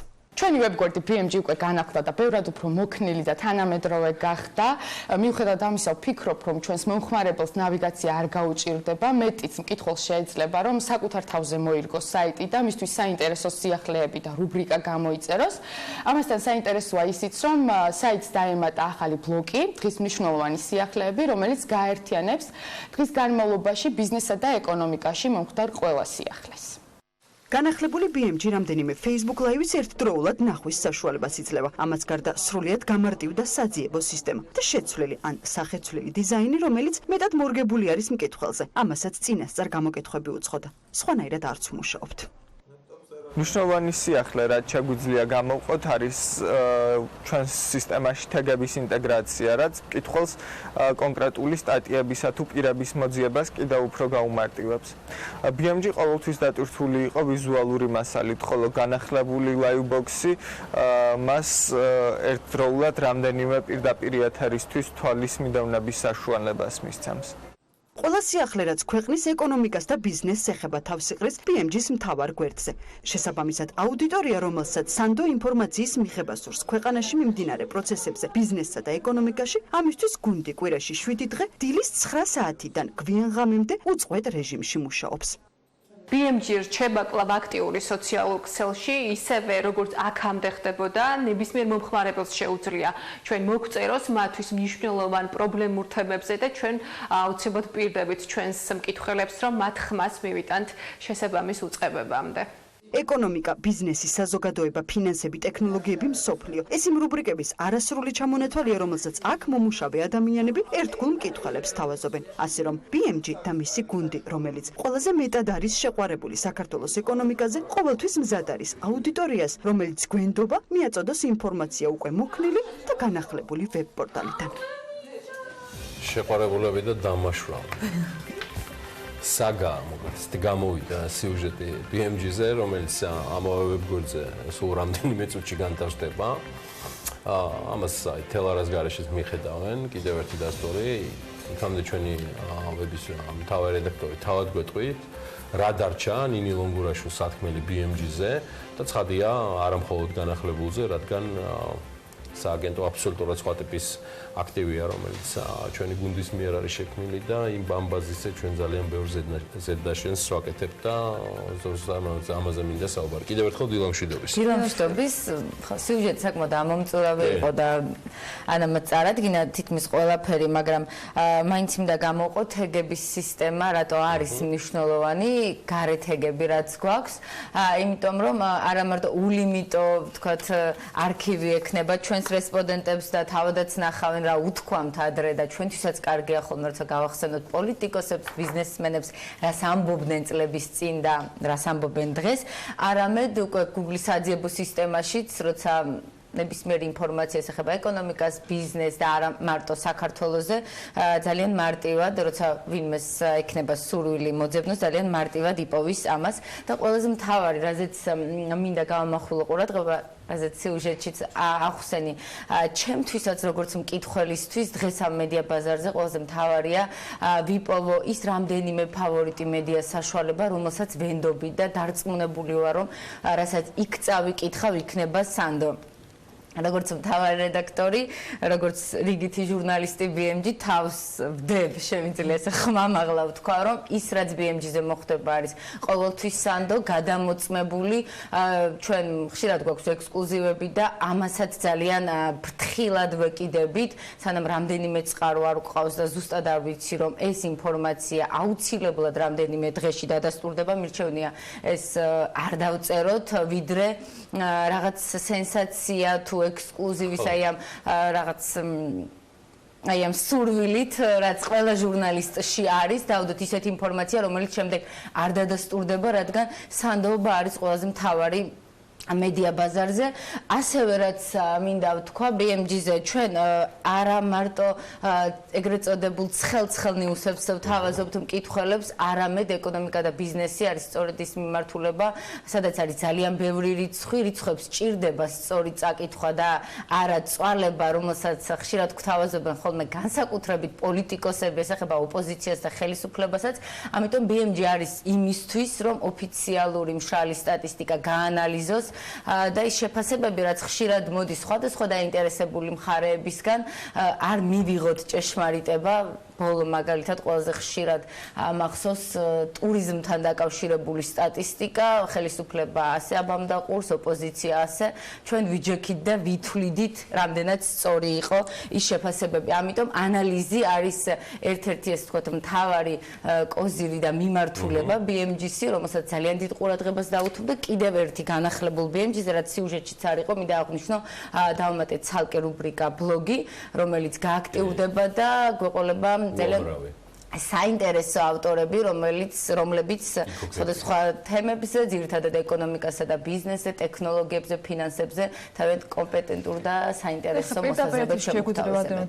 თელარ, შენს ვებგვერდზე ხარ ამავე დროს ეს იძლევა შესაძლებლობას, რომ მათ შორის ჩვენი სატელევიზიო პროდუქტები, ისე როგორც სახლში პულტით ტელევიზორთან შეგიძლიათ გადაართოთ, ერთიანად თავმოყრილი ნახოთ და ნებისმიერ დროს ეს სხვათა შორის, ანა, რაც შენ ახსენე, აბსოლუტურად სწორია. ეს არის ჩვენი ერთ-ერთი პირველი ინვესტიციათაგანი ტექნოლოგიური, როცა ჯერ კიდევ პირველად BMG-ს ვებგვერდზე ჩაშენებული იყო ეგრეთ წოდებული ტელევიზორი, საიმისოთ, რომ ადამიანებს, ვისაც ინფორმაციები აინტერესებს ბიზნესზე და ეკონომიკაზე, ჩვენი გადაცემებიდან გამომდინარე, ეს ყველაფერი პირდაპირ ეთერში ენახათ. თუმცა ჩვენ არ გქონდა საშუალება, რომ გქონოდა რამდენიმე არხიანი სტრიმი, ჩვენ არ გქონდა საშუალება, რომ ეს გადაცემები აი ეს დახარისხებულად მოქცეულიყო სატელევიზიო ზონაში. ეხლა ფაქტიურად ყველანაირი ინდიკაციაა, რომ სატელევიზიო სტრიმი იქნება სოციმედიის საშუალებით, იქნება ეს Facebook-ი, რომელიც მთავარია და ლიდერი არის სოციმედიაში, ასევე YouTube-ი, Twitter-ი ქოქავს ლაივებს, LinkedIn-ზეც უკვე იტესტება ეს ყველაფერი. მაგრამ ეს არ არის ინვესტიციების ბოლო, რომელიც ჩვენ განვახორციელეთ წელს. და ალბათ არ ვიცი რატომ არ თელარა მოერიდა კიდევ ერთ თემას, რომელსაც პრინციპში მე ვიტყვი და მე დავამატ კი თავრებინა. თუ შეიძლება ხო ეს არ არის განახლებული BMG-ს გარდა ჩვენ მკითხველებს ძალიან მალე ჩაუშვებთ და შევთავაზებთ, რომელიც პრაქტიკულად მზად არის და ჯერ ჩვენ ტესტავთ, რომ მე კომფორტულად მოირგონ აუდიტორია, ეს არის აპლიკაცია BMG, რომელზეც ნავიგაცია არის ძალიან მარტივი და სადაც რა თქმა უნდა ყველა ინფორმაცია მოიყრის თავს. ეს განსაკუთრებით მნიშვნელოვანია მეც უფრო მეტად მე მგონია, რომ ხვალინდელი დღე არის სწორედ ელექტრონული ციფრული მედიის ყველა მით უმეტეს საქმიან ადამიანებს არ გვაქვს ფუფუნება, რომ სულ ჩავუჯდეთ ტელევიზორს, ამიტომ პარლამენტში, მთავრობაზე, თათბირზე, ლანჩზე იქნება BMG აპლიკაცია, სადაც მკითხველს შეიძლება ძალიან სწრაფად და ოპერატიულად მიიღოს ინფორმაცია და ერთს დავამატებ კიდე რაც ყველაზე მეტად მომწონს არიან ადამიანებისაც განსაკუთრებით საფინანსო სექტორში სიახლეები აინტერესებს, ვიღაცას ბიზნესი, ვიღაცას სოფლის მეურნეობა, BMG-ის აპლიკაციას ექნება სწორედ ეს ფუნქცია, რომ გამოიწეროს რაზე სჭირდება, რომ ჩვენ არ შევაწუხოთ ზედმეტად ჩვენი სიახლეებით, ამიტომ ყველანაირად ვცდილობთ, რომ მაქსიმალურად იყოს მკითხველზე მორგებული, იმიტომ რომ ჩვენ მუშაობთ საზოგადოებისთვის, მედიისთვის, მკითხველებისთვის და ასევე რა თქმა უნდა, თუ რამე ისეთი თემა იქნება, ვიღებთ რჩევებსაც BMG-ის Facebook-ზე რომელსაც არ ვუჩივით როგორც რჩევებს, ისე თხოვნას, დახმარებას, უცნაური თხოვნებითაც მოგმართავენ, მაგრამ BMG ღია ყველასთვის. ჩვენ შეგვიძლია ალბათ კიდევ ერთი რამ დავამატოთ, რომ აპლიკაცია ალბათ ერთ-ერთი უმსხვილესი ინვესტიციათაგანია, რომელიც BMG-მ წელს განახორციელა, ეს ნამდვილად არ არის ასე ვთქვათ, იაფი სიამოვნება, თან გამომდინარე იმ ტექნოლოგიებიდან, რაც BMG-ის თავარმა რედაქტორმა თელარა გელანტიამ ახსნა, რეალურად საუბარია სუპერთანამედროვე აპლიკაციაზე, რომელიც ფაქტიურად Pocket TV-ის ფუნქციას შეასრულებს ჯიბეში თანამედროვე შეფასებებიდან გამომდინარე, ამ აპლიკაციის სახით ბიზნესზე და ეკონომიკაზე თქვენ გექნებათ ფაქტიურად თან სატელევიზიო, ყველა ტიპის ინფორმაციის მიღების საშუალება, მათ შორის გადარჩევითაც ერთი ძალიანსად, რახან თელარაც აქციის ჩვენ ძალიან აქტიურ მოლაპარაკებაში ვართ, რომელსაც დავასრულებთ მალე და წლის ბოლომდე გამოვაცხადებთ ამ თემასაც, რომ საერთაშორისო ბრენდი ორი იქნება, ვადასტურებ, რომელიც BMG-სთან ერთად შემოვა დამატებით მედია ბაზარზე და მხოლოდ გაამყარებს იმ მიმართულებას, რასაც ჩვენი მედია ბიზნესში წარმომადგენლობა ქვია. დიდი მადლობა. წარმატებული კვირეული თქვენ. საინტერესო ინფორმაციები. მკითხველს, წარმატებული კვირეული ჩვენს მაყურებელს, რომელიც ახლა TV პირველის საშუალებით გვიცქერენ.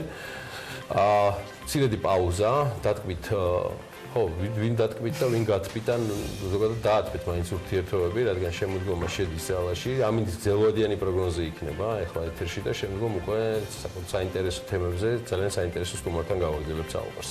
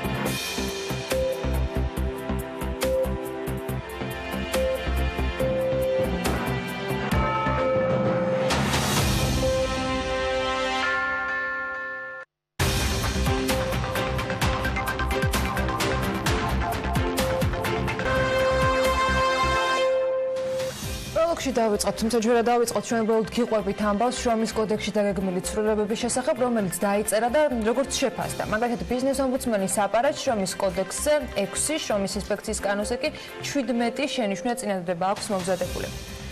კანონპროექტის ავტორი მიიჩნევს, რომ მის მიერ შექმნილი დაწერილი დოკუმენტის რიას ჩატარება არის შეუძლებელი, თუმცა მიუხედავად ამისა ბიზნეს ომბუდსმენი და მისი გუნდი, აპარატი მიიჩნევს, რომ რიას ჩატარება არის აუცილებელი. აქაც დაჟინებითი, ასე ვთქვათ, ემოცია მოიკითხება. პროექტი, რომელიც პარლამენტმა უნდა განიხილოს, მსუბუქად რომ ვთქვათ, განსხვავებული შეფასებების საგანი უკვე გახდა. დღეს რამდენიმე მხარის პოზიციას მოისმენთ ამ სტუდიაში და ცხადია პირველ რიგში მასპინძლობ ჩვენ საკმაოდ ხშირ სტუმარს, დამსახურებულადაც ბიზნეს ომბუდსმენს ირაკლი რიქვინაძეს. სწორედ მას მივესალმებით დილამშვიდობის. მოგესალმებით, მეგობრებო, ჩვენს მაყურებელს მივესალმებით. ის რომ ასეთი კანონპროექტის შექმნის, ასე ვთქვათ, უფლება და მოსაზრების დონეზე და თქმებოდ დარეგისტრირების დონეზე შეიძლება კონდეს თუნდაც ერთ რიგი დეპუტატს და თუნდაც მართველი პარტიიდან ეს ჩემთვის აბსოლუტურად ნორმალურია. მეორეა რომ მე სრულად ამრია ამან ფასეულობებში ამ გუნდის, მაგრამ ჩვენ ამის შეფასებისთვის ბიზნეს გადაცემაში არა ვართ. ჩვენ საუბრობთ დოკუმენტზე ბატონო ირაკლი, რომელმაც ჩემი აზრით სამართლიანი აღშფოთება გამოიწვია საზოგადოების იმ ნაწილისა, რომელსაც ეს ყველაფერი ეხება და აღმოჩნდა ჩვენთვის გადამოწმებისას, რომ თქვენმა ხმამ კიდევ დაასწრო ყველაფერს კონკრეტული შენიშვნებით და პაკეტით, რომელიც ასევე გაქვთ. რა ეტაპზეა და რა სტატუსი აქვს ამ დოკუმენტს დღის მდგომარეობით თქვენ სამსახურს და ინიციატორს შორის ურთიერთობისას? მოკლედ, რამდენიმე კვირის წინ იყო განხილვა ბიზნეს ასოციაციებთან ერთად. წარმოდგენილი იყო დრაფტ ვარიანტი, რომელიც ჯერჯერობით დარეგისტრირებული არ არის. ჩვენ დოკუმენტი ცოტა ადრე გვქონდა და როგორც წესი, ასეთი ტიპის ინიციატივებს ვაგზავნით ყველა ბიზნეს ასოციაციაში, რომ მოსაზრებები მივიღოთ, მერე ჩვენც გავაანალიზოთ და პოზიცია გქონდეს ამ საკითხთან დაკავშირებით. ამ ნაწილთან დაკავშირებით ჩვენ შეიძლება ვთქვას, რომ მომზადებულები ვართ და უკვე ვაპირებთ, რომ ცვლილება მივცეთ ამ ჩვენ შენიშვნებს. თუ არ ჩავთვლით იმას, რომ არ გამოვრიცხავთ, რომ კიდე რაღაცები შეიძლება მიემატოს, რომ გამოვაკლდეს ამ ჯერ ინიციატივას, რომელიც დარეგისტრირებული არ არის. ყოველ შემთხვევაში ეს დაბეჭდილება იყო მაშინ, როდესაც ეს კახეთში განხილვაში იყო ბიზნეს ასოციაციებთან. აბსოლუტურად ლოგიკურია ჩვენი აზრით ის გამოხმაურება ბიზნეს წრეებიდან, რომელიც აქვს ამ ინიციატივას და მე ხა არ შევალ ამ 7 პუნქტიან შენიშვნაში ან 17 პუნქტიანში, მე უბრალოდ ზოგად მიდგომას გეტყვით. იქ არის ძალიან ბევრი ისეთი საკითხი, რომელმაც საბოლოო ჯამში ჩვენ შეიძლება მიგვიყვანოს არა მხოლოდ ბიზნესის, არამედ რეალურად დასაქმებულის მდგომარეობის გაუარესებამდე, იმიტომ რომ რაც არ უნდა ეხლა ჩვენ მიზნებით დავსახოთ, რომ ჩვენ გვინდა და მართლა ყველას გვინდა, ხო? პირობითად უფრო კარგი ხელფასი იყოს, უფრო პირობითად ხო, შრომით პირობები, მაგრამ ჩვენ ვართ იქ, დღეს სადაც ვართ, ამიტომ ყოველთვის ჩვენ ვამბობთ ამას და ვფიქრობთ კარად, რომ ნებისმიერი რეგულაცია თუ ნებისმიერი ტიპის მსგავსი ტიპის ცვლილება უნდა იყოს პროპორციული არსებული პირობების. ამიტომ მე ვფიქრობ, რომ წარმოდგენილ დოკუმენტში ყველაზე მთავარი რაც არის, ეს არის ვფიქრობ უხეში შეჭრა დასაქმებულის და დამსაქმებლის ურთიერთობაში, იმიტომ რომ თუ ჩვენ როგორც არის დამსაქმებელი ხართ, ხო, გიორგი, თქვენ ეხლა თქვენ თანამშრომელთან თქვენ თუ თანხმდებით რაღაც პირობებზე, ეს არის თქვენი შეთანხმების საგანი, ეს დასაქმებულისთვისაც მისაღებია, იმიტომ რომ ის ამაში იღებს დამატებით შემოსავალს და ის შრომა, რომელიც მნიშვნელოვანია კომპანიისთვის, კომპანია იღებს აქედან სარგებელს. დღეს მე შორს ვარ იმ აზრისგან, რომ ადამიანი, რომელიც იწყებს მუშაობას რომელიმე სამსახურში, ის წინასწარ არ იცნობს იმ შესასრულებელი სამუშაოს ძირითად მოთხოვნებს, რომელიც მერე კორექტირდება ან ვინმეზე ზეწოლას. ახლა გამორიცხულია უბრალოდ ეგეთი რამე. დღეს ჩვენ ეს ურთიერთობები მე მგონია, რომ დიდი ხანია გავიარეთ. ამიტომ ეს არსებული საკანონმდებლო რეგულაცია, რომელიც გვაქვს უკვე მოქმედებს, მსგავსი შემთხვევებისას ადეკვატურ პასუხს აძლევს რეალურად, რომც დავუშვათ, რომ ასეთი არსებობდეს ის შრომის კოდექსი, რომელიც რამდენიმე წლის წინ რაღაც ცვლილებებით ჩასწორდა, რეალურად აძლევს შესაძლებლობას დასაქმებულს და დამსაქმებულსაც, რომ თუ ურთიერთშეთანხმება ვერ მოხდა, სასამართლოს გზით იყოს პირველ შეთანხმებაზე სამართალი ნაკლებია. და მე არ მახსოვს ბოლო სასამართლო გადაწყვეტილებები, სადაც მაგალითად დამსაქმებელი არ გამართლებული იყოს. უბრალოდ ესეც ალბათ გარკვეული პოლიტიკური ჩარჩოს ნაწილია. მიუხედავად ამისა, დღეს ყველანაირი პირობაა იმისთვის, რომ დასაქმებულმა, რომელსაც პირობითად მისი აზრით გარკვეული უფლება შეელახა, სასამართლოში არ კონდეს ამ უფლების დაცვის საშუალება. მეორე, გარდა იმისა, რომ ამ პროექტით ხდება რაღაც შეჭრა ამ ურთიერთობებში, მეორე რაც მიგვაჩნია საფრთხეთ და მთავარ რისკად არის ის, რომ ჩვენ ამით შეიძლება დავასტიმულიროთ რაღაცა არალეგალური ურთიერთობები. თუ ჩვენ მოვშლით ცეპირხალშეკრულებებს, რომელიც მოქნილია ძალიან ბევრი ბიზნესისთვის, იმიტომ რომ კონკრეტულ დროს კონკრეტული სამუშაო ჭირდება და თუ ამას მოუშლით, ჩვენ აუცილებლად დაადეკლარიროს შეიძლება ეს ბევრ სირთულესთან იყოს, ტექნიკურ სირთულესთან დაკავშირებული, ამიტომ ეს გადაინაცვლებს შეიძლება ითქვას, რომ ესე ცდილოვან ნაწილში. და მეორე ეს ნორმირება აბსოლუტურად ესეც მიგვაჩნია მიუღებლად, იმიტომ რომ რატო ვაკეთებთ ნორმირებას, როცა შეიძლება ორივე მხარისთვის აბსოლუტურად მისაღები იყოს ნორმის, არ არის ეს დაუტოვოთ ეს ურთიერთობა დამსაქმებელს და დასაქმებულს და არ შევიდეთ იქ, სადაც ამის რეალური საჭიროება არ აქვს. ეს არის ჩვენი პოზიცია. იმ რაოდენობის ეკონომიკის თქვა ზედმეტ პოსტულატებს არ დავიწყებს ახლა საუბარს, მაგრამ იმ რაოდენობის მუშახელის, იმ რაოდენობის თქვა პროფესიონალების გათვალისწინებით, რაც დღეს საქართველოში არის, იმ ეკონომიკის ზომის გათვალისწინებით, რაც ამ ქვეყანას აქვს, 48 საათიანი სამუშაოს პირობებში, რაც დღეს დასაქმებულები არის, რამდენად შეიძლება საკმარისი დოლათის შექმნა ამ ქვეყნისათვის, იმისათვის რომ განვითარება ვნახოთ, თუნდაც თუნდაც ბიზნესმა მოახერხოს და დაფაროს. აი მსგავსი გამოთვლები რამდენად არის შესაძლებელი დღეს ჩვენ რეალობაში, როცა ვთქვათ, ერთი მხარე ამბობს, რომ RIA აუცილებელია, მეორე მხარე ამბობს, რომ RIA-ის გაკეთება შეუძლებელია. არა, აქ RIA-ის გაკეთება შესაძლებელია ყველაფერზე და ჩვენ ახლა მაინც საუბრობთ ჩვენი ანალიზიდან გამომდინარე, ხო, ჩვენ გვაქვს ჩვენი პოზიცია, მათ შორის ბიზნეს, ინიციატორს აქვს თავის პოზიცია, ამიტომ სპეკულაციები მარტო ამას არ ეხება. ეს ეხება აბსოლუტურად ყველა ტიპის ინიციატივას, თუ ჩვენ გვინდა რომ სრული სურათი წარმოვიდგინოთ და გადაწყვეტილებამდე მივიდეთ, რომ რა არის სწორი და სად დავკარგავთ და სად მივიღებთ ეფექტებს, არის აუცილებელი. ამიტომ მინიმუმ ჩვენ მივაჩნია რომ ეს უნდა გაკეთდეს, მაქსიმუმ საერთოდ არ გვჭირდება ესეთი ტიპის ინიციატივები, მათ შორის თუნდაც ეს მინიმალური ხელფასის მოთხოვნა თუ ასე შემდეგ ეს მექანიკური ჩარევები თუ ეს ყველაფერი არ არის დამოკიდებული შრომის ნაყოფიერების და პროდუქტიულობის ზრდაზე და თქვენ ამით დაიწყეთ ზუსტად რომ ეკონომიკის ზრდა მთლიანად არის აწყობილი აი ამაზე თუ შრომის პროდუქტიულობა იზრდება ეგ შემოსავალიც იზრდება ხელფასიც იზრდება მინიმალური სტანდარტიც უფრო მეტია და ეს კომპანიისთვისაც სასარგებლოა და დასაქმებულისთვისაც მექანიკური ჩარევებით რა თქმა უნდა მექანიკური ესეთი ჩარევებით ჩვენ ამ ამოცანას ვერ გადავჭრით და დანარჩენი მიმაჩნია აბსოლუტურად აქ უკვე რაოდენობას გავეშვით თავშივე მაგრამ მაინც მინდა რომ აი ამ ნაწილზე ასეთი ფორმულირებით დავსვა კითხვა ეს კანონპროექტი მცირე კორექტირების შემდეგ თქვათ რაც მიუღებელია რაც თქვათ რაღაც დასაზუსტებელია ან იგივე ავტორების მხრიდან არის ჩასასწორებელი რომ ჩასწორდეს იყო ასევე ნათქვამი რომ ევროკავშირის დირექტივებზე მორგება საჭიროებს ჩვენი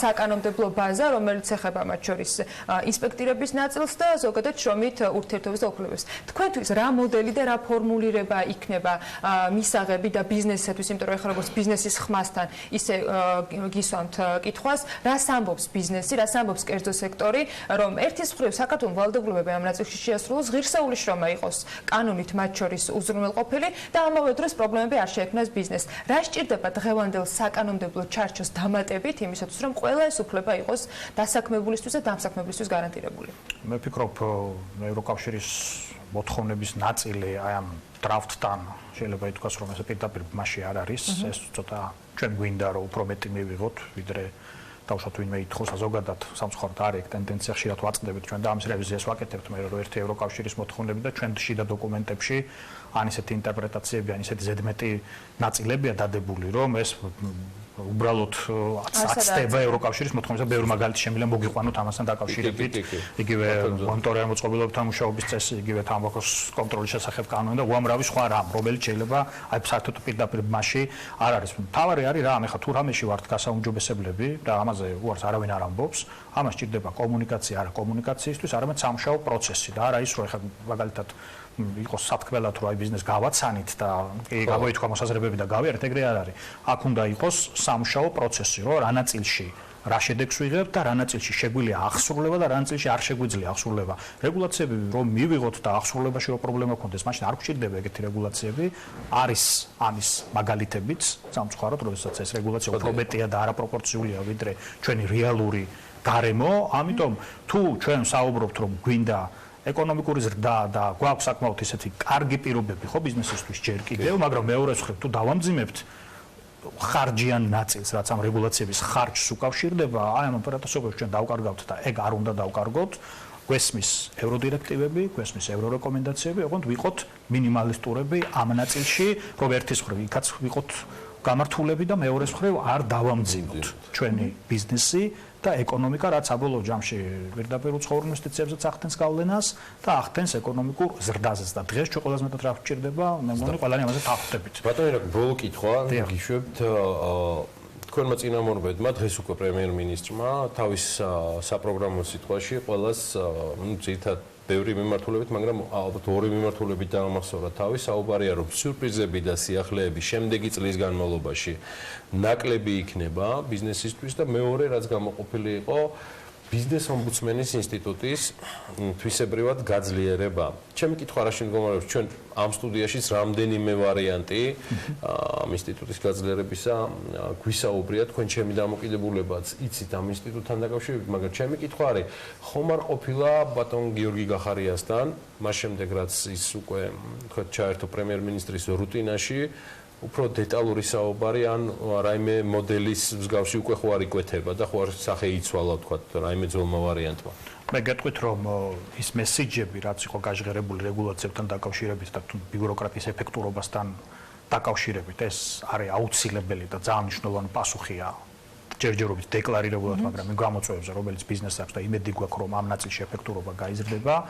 მე რაც შეეხება ბიზნეს ომბუდსმენის ფუნქციების გაძლიერებას, ჯერჯერობით მე ამაზე ესე ზუსტად საუბარი არ შემიძლია. ჩვენ გვაქვს რაღაც მოსაზრებები, ალბათ საბოლოო ფორმა თუ ექნება ამას, ჩვენ მზადავართ რომ ამ კონსულტაციებში და ამ განხილვებში აქტიურად ვიყოთ მათ შორის პარლამენტში, მათ შორის პრემიერ-მინისტრის დონეზეც და ეგ საკითხი არის, თუმცა თუ მაინც მინდა კითხოთ, იგულისხმება თუ რა მათ შორის პარლამენტში რაიმე ფორმის წარმომადგენლობის შექმნა, ან თუნდაც ვალდებულების გაჩენა იგივე საკანონმდებლო ორგანოში თქვენი მოხსენების ან რეკომენდაციების გაკეთების ჩვენ დღესაც გვაქვს კანონით განსაზღვრული მოთხოვნა, რომ პარლამენტის წინაშე ვართ ანგარიშვალდებულები, მათ შორის ორ კომიტეტთან და შემდეგ პლენარულთან ჩვენ მუდმივად ვაგზავნით ამ ანგარიშს, თუ პარლამენტი ჩათვლის, ჩვენ მზადავართ ყოველწლიური მოხსენებით ამ ნაწილში წავსდგეთ. მე ვფიქრობ, რომ ალბათ მაინც გაძლიერება იქნება ეს, რომ ჩვენ მაქსიმალურად ყურადღებით უყურებთ ყველა ჩვენ სამართლებრივ დოკუმენტს, რითაც რეაგირებთ სხვადასხვა პრობლემაზე. იქნება ეს რეკომენდაცია, შუამდგომლობა თუ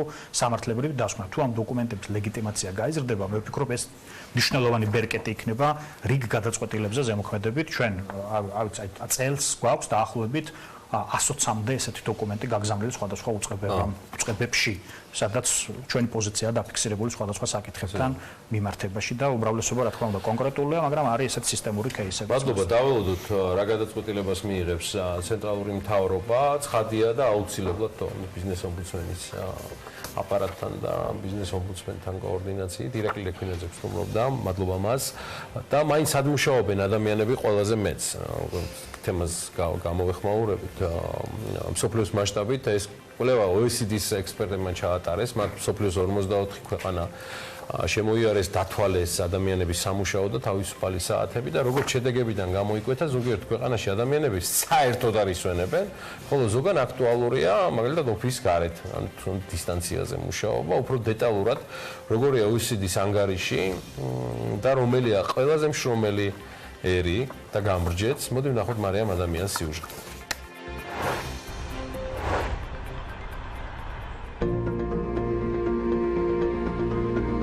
მსოფლიოს რომელ ქვეყანაში მუშაობენ ადამიანები ყველაზე მეც?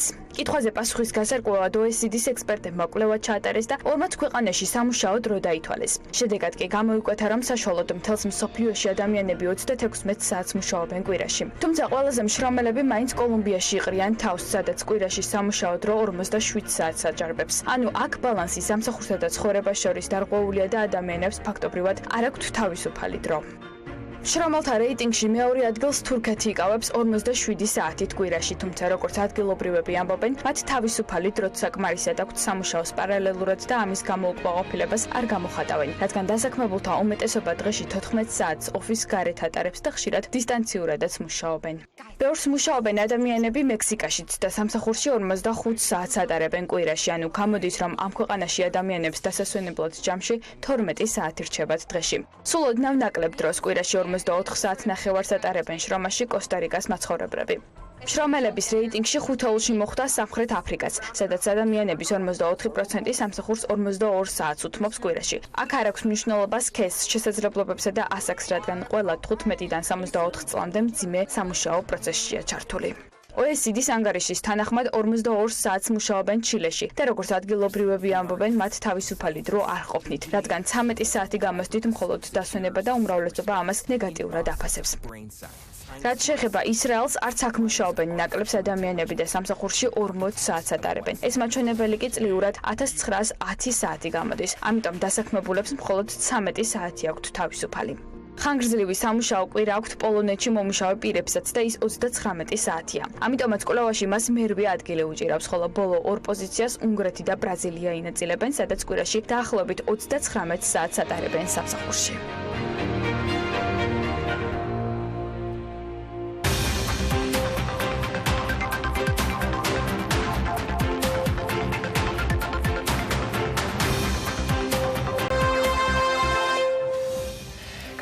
პროექტი, რომელზეც უკვე ბევრი დაიწერა და ამ ბლოკში ჩვენი საუბრის მთავარი თემა იქნება, სწორედ შრომით უფლებებს შეეხება. პერსონალურ და სრულად უადგილო შეფასებებსა და ბრალდებებს არ გამოვეკიდებენ ნამდვილად, თუმცა მინდა დავიწყოთ იმ განმარტებით და განცხადებით, რომლის მიხედვითაც კანონის პროექტში გაწერილი ნორმების ინტერპრეტირება მოხდა.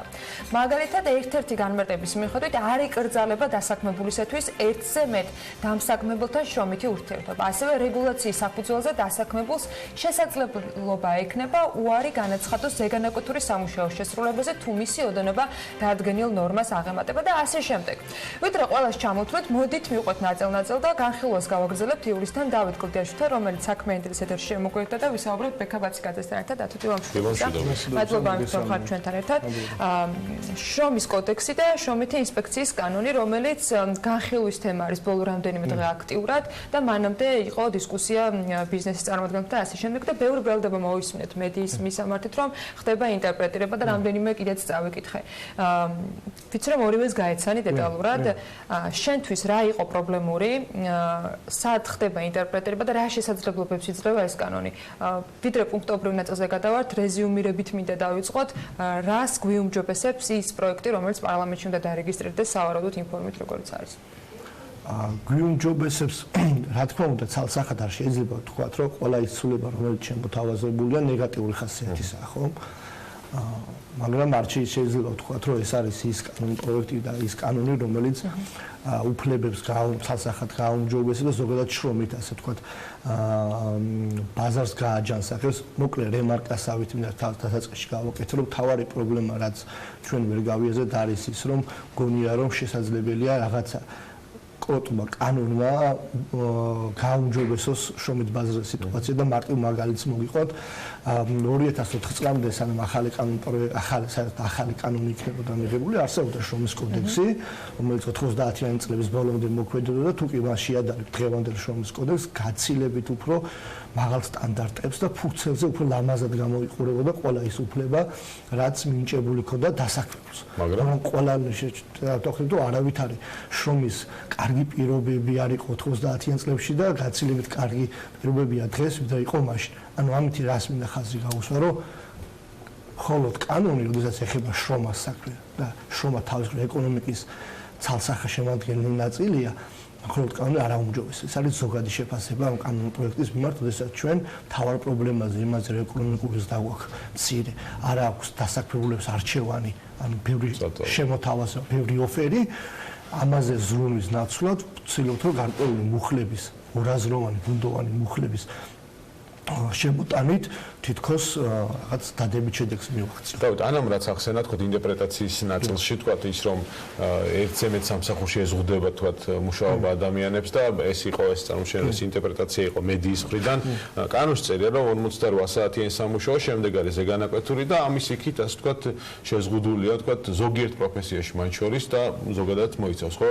ანუ ინტერპრეტაცია ეს თუ ან პირდაპირ ხო არ დაწერდნენ რომ ერთზე მეტ სამსახურში ესმის. ზოგადად თავარ პრობლემა შევეხოთ ამ კანონის მე მათ თქმა არ არის კარგი რაღაც კოლეგა იურისტის დაწერილია სავარაუდოდ რომ თავარი პრობლემა ზუსტად ესაა ამ კანონს რომ ძალიან ბევრი ბუნდოვანი ჩანაწერია ეს ერთი და მეორე ძალიან ბევრი წინასწარ განუჭვეტადი სიტყვა გამოყენებული ეს ზოგადად კანონ პროექტზე ხან კონკრეტულად რაც შეეხება მაგ მუხლს ხომ ამ მუხლის სხვადასხვაგვარი წაკითხვა შეიძლება ეს სარკე პრობლემაა ცალსახად ალბათ ყველა უნდა შევთანხმდეთ იმაზე რომ აქ იგულისხმება ის რომ კონკრეტულ საათებზე მეტი ჩემი სრული შემთხვევაში მაინც ვერ ვიმუშავებ მაგალითად შეიძლება თქვა პირველად იყო 40 საათიანი სამუშაო კვირა. მე როგორც ვკითხულობ და უმეტესობა იურისტებისა როგორც ვკითხულობს ამ ჩანაწერს ნიშნავს იმას რომ შემიძლია თქვა გორ დამსაქმებელთან უმუშაო 20 საათი თითოსთან. მაგრამ ნახევარი ნუ ზოგადად ეს განაკვეთები არ მომწონს სიტყვა. იმიტომ რომ ფიქრობ რომ საათებზე უნდა იყოს აქცია და ამ შემდეგ და არ შეიძლება მე მაგალითად თუ კი მუშაობ თქვა დღეში 8 საათი, რომელიმე დამსაქმებელთან მე თქვა შაბათს ან კვირას 2-3 საათი ან იმაზე ზედმეტი საათი დავიმატო, რომ ჩემი შემოსავლები გაუმჯობესო. ეს არის ცალსახა, ასე თქვა ინტერპრეტაცია. იქ შეიძლება ვიკამათოთ იმაზე საუბარი არის ერთ დასაქმებულთან მუშაობაზე ორზე, მაგრამ რაზეც ყველა თანხმდებით, არის ის, რომ კანონმდებელი დაგიწესებს საათების კონკრეტულ რაოდენობას და შენ გულთაც რომ გიდოდეს იმაზე მეტი იმუშაო, რათა მეტი შემოსავალი მიიღო, ამის უფლება არ გექნება. ზღუდავს. ეს დასაქმებულს ზღუდავს, მაგრამ რაც შეეხება დამსაქმებელს, რამდენად ხდება დასაქმებულისათვის შესაძლებელი დასასაქმებელის, თქვა, სურვილის შემთხვევაში, რომ რაიმე ფორმით შეთანხმება შედგეს და ორმხრივი ბენეფიტი დადგეს. ანუ მან მიიღოს დამატებითი ანაზღაურება, დამატებითი სამუშაო სანაცვლოდ და მე მივიღო საჭირო კადრი, რომელსაც იმ კონკრეტულ შემთხვევაში აქვს სურვილი ჩემთან სამუშაოდ თუ თქვა არ დასაქმებული. ნიშნავს თუ არა ეს, რომ ეს კანონი ამის შესაძლებლობას არ გვაძლევს, ან გვაძლევს შესაძლებლობას, რომ არარეგისტრირებული, თქვა, შრომითი ურთიერთობა ჩამოაყალიბოთ ერთმანეთთან. პირველი ასახსენ ამას ცალსახად გვიზღუდავს.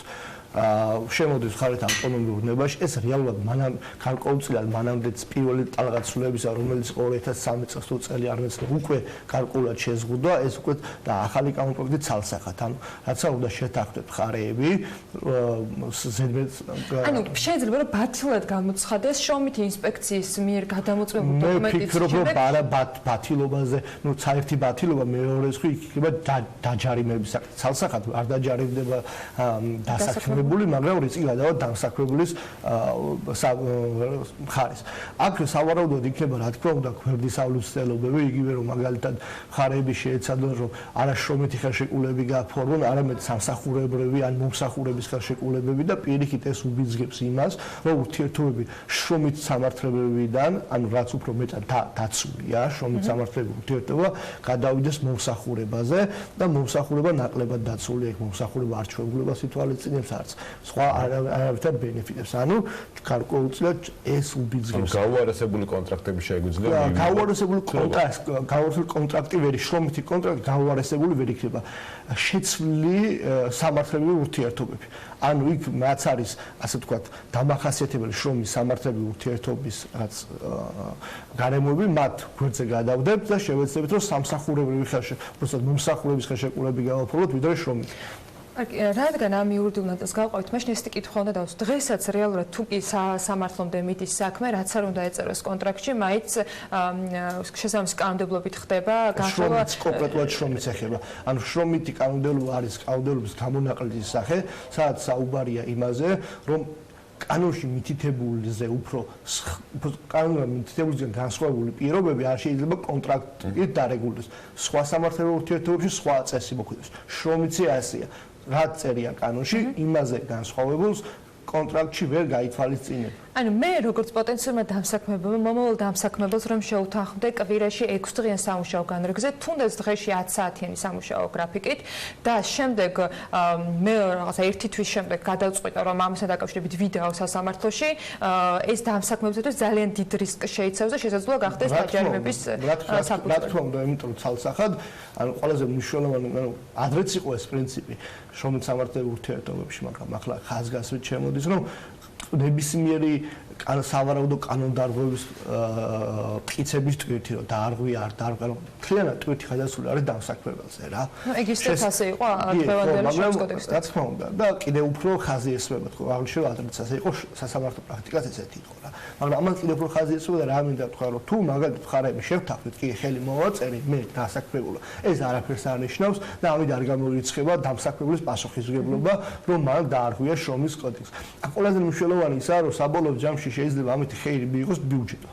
რომ ჯარიმა დაეკისროს, ასე ვთქვათ, მეორე მხრივ აჩვენს თუ არა ეს პრობლემას დამსაქმებლის მხრიდან უფრო მეტი სიფრთხილით მიუდგეს პოტენციურად კადრების შერჩევას ან თუნდაც დასაქმებულთა რაოდენობის ზრდას ან რაღაც მე მაგსადება 2013 წლის კანონმდებლობის ცვლილებებთან დაკავშირებით დაახლოებით ეგ დისკუსია მქონდა და ნებისმიერი ესეთი, ასე ვთქვათ, გამკაცრება ყოველთვის თავისუფლად იწვევს ურთიერთობების გამკაცრებას დამსაქმებელსა და დასაქმებულ შორის. ანუ გაცილებით უფრო ფრთხილად მიიღებს გადაწყვეტილებას დამსახურებელი კადრის აყვანასთან დაკავშირებით, ყველა ნაბიჯზე გამოიყენებს სავარაუდოდ ნებისმიერ დისციპლინარულ პასუხისმგებლობის სახეს და ძალიან კონკრეტულად ძალიან დეტალურად გააკონტროლებს მის მიერ შემუშავებული სამუშაო როგორ სრულდება. მაგალითად კი თუ კი ჩვენ ვიცოდით რომ მაგალითად თქვენ უნდა 8 საათი უნდა გემუშავა დღეში პირობითად და არ იყო პრობლემა ხო შეიძლება 1 საათზე მეტად დარჩენილიყავი და თქვათ ის შეგესრულებია სამუშაო ხო? ახლა უკვე ზედმეტი 1 საათი ვინაიდან ჩემთვის დამატებით ხარჯებს და რისკებს წარმოშობს მე ძალიან დეტალურად გავაკონტროლებ შენს მიერ 8 საათის განმავლობაში შესრულებულ სამუშაოს. ამის გამო ვიყენებ ტექნოლოგიურ საშუალებებს, ზედამხედველობის წესებს და ასე შემდეგ. ეს შეიძლება გახდეს კონტრაქტის შეწყვეტის საფუძველიც, მაგრამ კონტრაქტის შეწყვეტასთან დაკავშირებით და სხვა თქვათ გარემოები რომელიც იყო ჩანაწერი, ეგეც არის ძალიან ასე თქვათ ყველაზე პრობლემური საკითხი, რაც მე ამ წუთში ერთ-ერთი ყველაზე პრობლემური საკითხი, რაც მე მიმაჩნევს ვთქვათ ეს არის. ანუ რა მოხდა?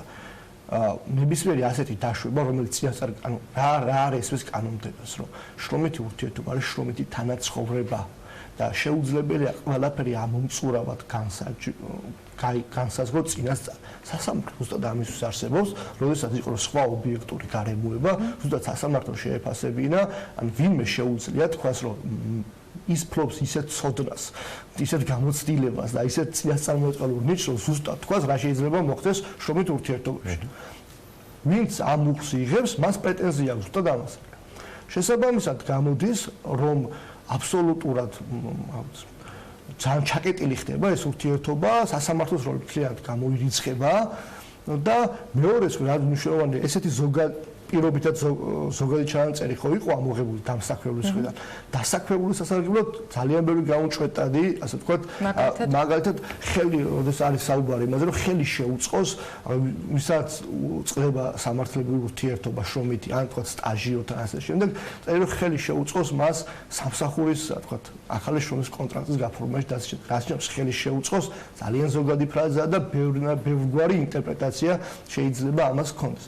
შესაბამისად, ამ საკითხის ამოღება და სხვა ობიექტური გარემოება არის სერიოზული პრობლემა. რომ შეიძლება არ გვაძლევს საშუალებას ეთერი, მაგრამ ბევრი მაგალითი შემიძლია მოვიყვანო, როდესაც ნებისმიერი ჯანსაღად მოაზროვნე ადამიანისათვის კონკრეტული გარემოება არის საფუძველი იმისა, რომ შეწყდეს შრომითი ურთიერთობა, ეს ერთი და მეორე ეს გარემოება არ ჯდებოდა იმ კონკრეტულ ჩამონათვალებში.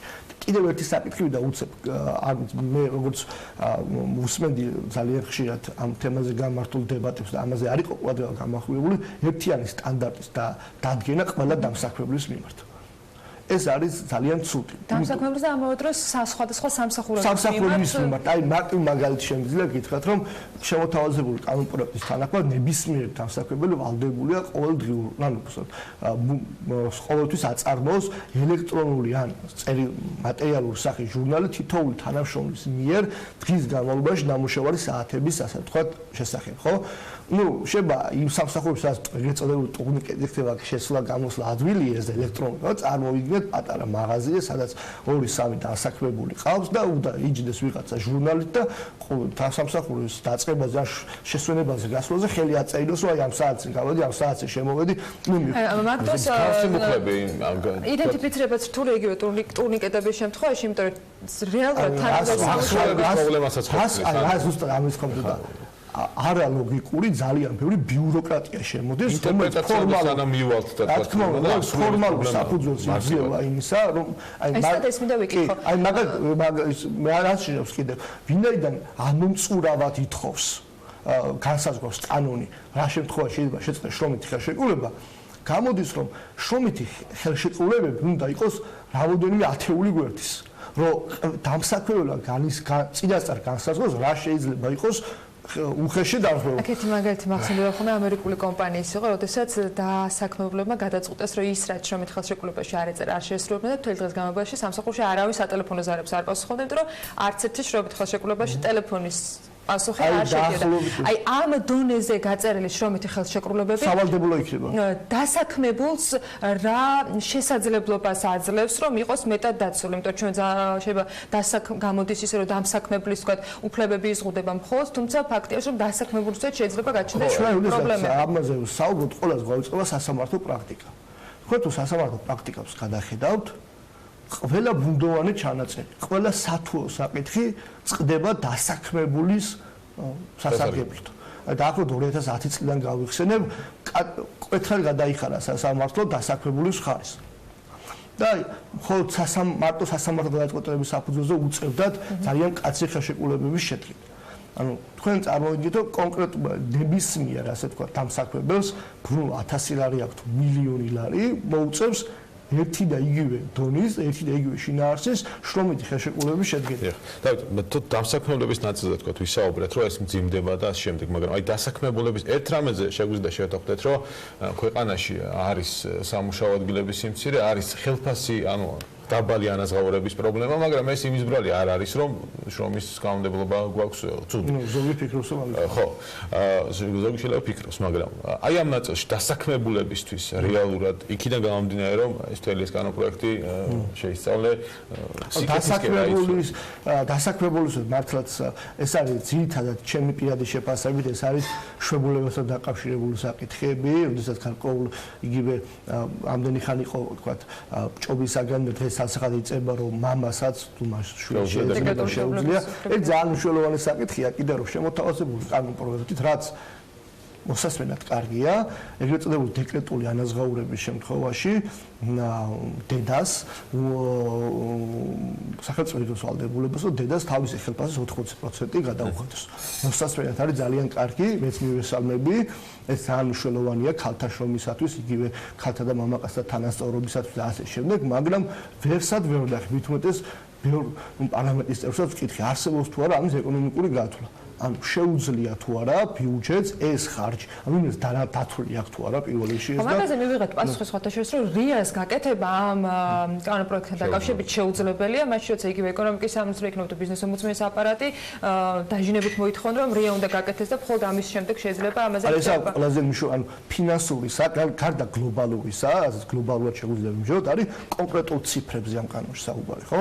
80%. კიდევ ერთხელ საუბრობ, ძალიან კარგი ინიციატივაა, ასე და ბევრი კარგი მაგრამ რომ იგივე კომპანიებს დაევალდებოდა თუნდაც 80%. დღევანდელი რეგულაციით, სახელმწიფო რეგულაციით და დღევანდელი შემოთავაზებული კანონპროექტით ეს არის სახელმწიფოს ვალდებული სახელმწიფოს ხარჯი. თუმცა ნუ ხშირ შემთხვევაში კომპანიები კეთილნების საფუძველზე კეთილნებაზე აქაა საუბარი, რომ უკვე სახელმწიფო გადაიხადოს. ნუ კარგი არის, მაგრამ ციფრი ვერ მოვისმინე, ანუ საერთოდ არ იცვალა ჩადებული ეს მომავალი წლის ბიუჯეტში ეს ტახა და ასე შემდეგ. ნახავთ კიდევ ბევრი ციფრი არის ამ მიმართულებით ჩვენთვის საინტერესო, რომელიც ალბათ უნდა იყოს რაიმე ფორმით დათვლილი. თუმცა სანამ ბოლო კითხვას დავსვავ, რომელიც თუ კი ეს კანონი ასე იქნება მიღებული, რამდენად შეიძლება მისი აღსრულება, შრომითი ინსპექციის ნაწილსაც უნდა შევეხო, იმიტომ რომ ეს სწორედ იმ კითხვამდე მიგვიყვანს. შრომითი ინსპექციის შესახებ კანონის ჩანაწერშიც ძალიან ბევრი დეტალი არის, მაგალითად, სკამი, რომელზეც მე ვზივარ, შეიძლება იყოს შეუსაბამო ადამიანურ პირობებთან რაღაცა განსაზღვრავება. და ამ ნაწილში რა შეიძლება იყოს ბიზნესისათვის პრობლემური, რა შეიძლება იყოს კანონით რეალურად ერთმნიშვნელოვნად განსაზღვრული და რა შეიძლება სუბიექტურ, თქვათ, შეფასებებზე დაფუძნებული მივიღოთ. ანუ რამდენად არის ამ ნაწილში ის ბუნდოვანებები, ან სინათლე, რა ვიცი, როგორ განჭრეტადობა ამ მიმართულებით. პრინციპი არის შემდეგი, და ჩვენ შრომის ინსპექციაზე საუბრობდით, ძირითადად აქ იყო საუბარი იმაზე, რომ საქმე ეხება მავნე და საშიში პირობებიან გარემოს, რა თქმა უნდა და ლოგიკურიცა და არც მე არ ვეწინააღმდეგე, რომ შრომითმა ინსპექციამ ეს შეამოწმოს, მაგალითად მშენებლობაზე რამდენად და უზრუნველყოფილი, ასე ვთქვათ, უსაფრთხო გარემო და სიცოცხლე სხვა ეკრება საფრთხე. უკვე შრომითი ხელშეკრულების პირობებში მონიტორინგზე შემოსვლით, სკამზე მარტო არ ვთქვა, სკამი რამდენად კარგი, ანუ ყოველწლიურად საშუალებით რომ მონიტორინგი გაუწევს შრომის ხელშეკრულებას და ასე შემდეგ, რა ხდება სასამართლოს ფუნქცია, რა დღეს სასამართლოში იხილებოდა, ჩამოდის შრომის ინსპექციის დონეზე და პირველი რასაც გააჩენს ეს, ნუ ხარჯები ცალსახად, ანუ მაგალითად დამსაქმებელს მოუწევს გაცილებით მეტი ხარჯების გაწევა, იგივე დაკავშირებული ამ შრომის ინსპექტორთან ურთიერთობის და ასე შემდეგ და დავების შრომის ინსპექციასთან. საბოლოო ჯამში ერთადერთი რაც ამას შეიძლება გამოვიწვიოს, ზედმეტი და ჩემი არასაჭირო ბიუროკრატია. და პროფესია მაინტერესებს, წეგანო პროფესიისთვის კეტი რა თქმა უნდა, ზემოქმედების სალსახად ეს არის. აი, მოდი პოზიტიურ ნაწილზე ვისაუბროთ. რა ყველაფერი იდეალური არის და ეს მერკეტი შეიძლება თქვა კორუფციის და ასე შემდეგ, საერთოდ არ არსებობს. ხო, ანუ დაშვება არ გავაკეთოთ, პირიქით ძალიან ოპტიმისტურად განწყობილებ, მოიყვანთ წეგანდელი მაღაზიის მაგალითი, სადაც ორი გამყიდველი ყავს დასაქმებული მეპატრონეს, უბნის მაღაზია არის, მას ჭირდება ერთი აღვრიცხველის დაქირავება იმისათვის, რომ თავადო შეითავსოს და გააკონტროლოს ვინ რამდენი საათი მუშაობს და მეორე შრომის ინსპექტორი მოძებნოს, რომელიც ანუ რამდენი არის შანსი ამ მაღაზიის ფუნქციონირების შენარჩუნების აქ საუბარი რა თქმა უნდა იქნება რომ მაგ ნაწილში კდარშობილი კანონი იქნება ჩემი აზრით უკვე კდარშობილია მაგალითისთვის გეტყვით შრომის უსაფრთხოების შესახებ კანონი გაავრცელეს ყველა სფეროზე ხო პირველი სექტორიდან და ფორმალური მოთხოვნები დიდ სამშენებლო კომპანიას უმეტეს ნაწილში 100% და არა რომ მარასწორად არ გამიგოს ფორმალური ნაწილები თითქმის იგივეა რაც უზარმაზარ სამშენებლო კომპანიას და ერთი პატარა უბნის მაღაზიას ორივეს უნდა ყავდეს ან თვითონ უნდა იყოს შრომის ინსპექტორი ისა უსაფრთხოების სპეციალისტი უნდა ქონდეს რისკები ან პატარა მაღაზიას უნდა ქონდეს მისი საქმიანობის რისკების შეფასების დოკუმენტი და ეს კარგ ადგილზე უნდა ინახავდეს არა აქვს არა აქვს შესაბამისად აქ საუბარი იქნება იმაზე რომ ამ ნაწილში კდარშობილი ნორმა იქნება შეიძლება ვიღაცას როდისმე დაჭირდეს მის წინამდე გამის გამოყენება და დემოკლეს מחვილებით ყოველთვის ეკიდოს ეს რეგულაცია მის თავზე და შესაბამისად ჩვენ ვიღებთ ფურცელზე დაწერილ უმეტეს კანონებს რომლის ეფექტური აღსრულება ვერ იქნება მხოლოდ ბერკეტი ხშირ შემთხვევაში ვინმეს თქვა ასე თქვა წნეხის გასაზრდელა და იმ სხვა ჩემი ოპტიმისტური განწყობა და ყველაზე მნიშვნელოვანი რა არის რომ გარდა იმის მაგათ რომ ვებრძოლოთ რეალურ მიზეზებს თუ რატო გვაქვს ჩვენ პრობლემები შრომის ბაზარზე მის ცალკეულ გამოვლენებას ვებრძოლოთ ისე რომ ამით პირიქით პრობლემას ვამძიმებთ მადლობა ამ პროექტთან დაკავშირებით არწმუნებაა ბევრჯერ ვისაუბრებთ კიდე მithumetes რომ ის ვერსია რაც ჩვენ გვაქვს რაზეც ბიზნესი მსჯელობს და ახალი ვერსია გაიგზავნება როგორც ვიცია კი ანუ შაურდეთ შევა ცვლილებები მაგრამ პარლამენტში განხილვები იქნება ასევე არანაკლებ საინტერესო აი რიასთან დაკავშირებით კი არ ვიცი ამდენ შეიძლება შეიცვალოს ავტორების პოზიცია თუმცა ეს ცალსახად მნიშვნელოვანი არის მადლობა დათომისეთ რომ ვიყავით ჩვენთან ერთად ამ თემაზე უნდა გავაგრძელოთ საუბარი სულ რამდენიმე წუთში ადამიანის უფლებების სწავლებისა და მონიტორინგის ცენტრის წარმომადგენლებთან იყო შეფასებები რომ მოხდა ინტერპრეტირება ამ პროექტის ნაწილი მუხლებისა და მოდით დავინახოთ მეორე მხრიდან რას გვთავაზობს კანონპროექტი დამსაქმებლებს და ზოგადად რას თავაზობს დასაქმების ბაზარს. რამდენიმე წუთში რეკლამის შემდეგ გავაგრძელებთ საუბარს სტუმართან ერთად.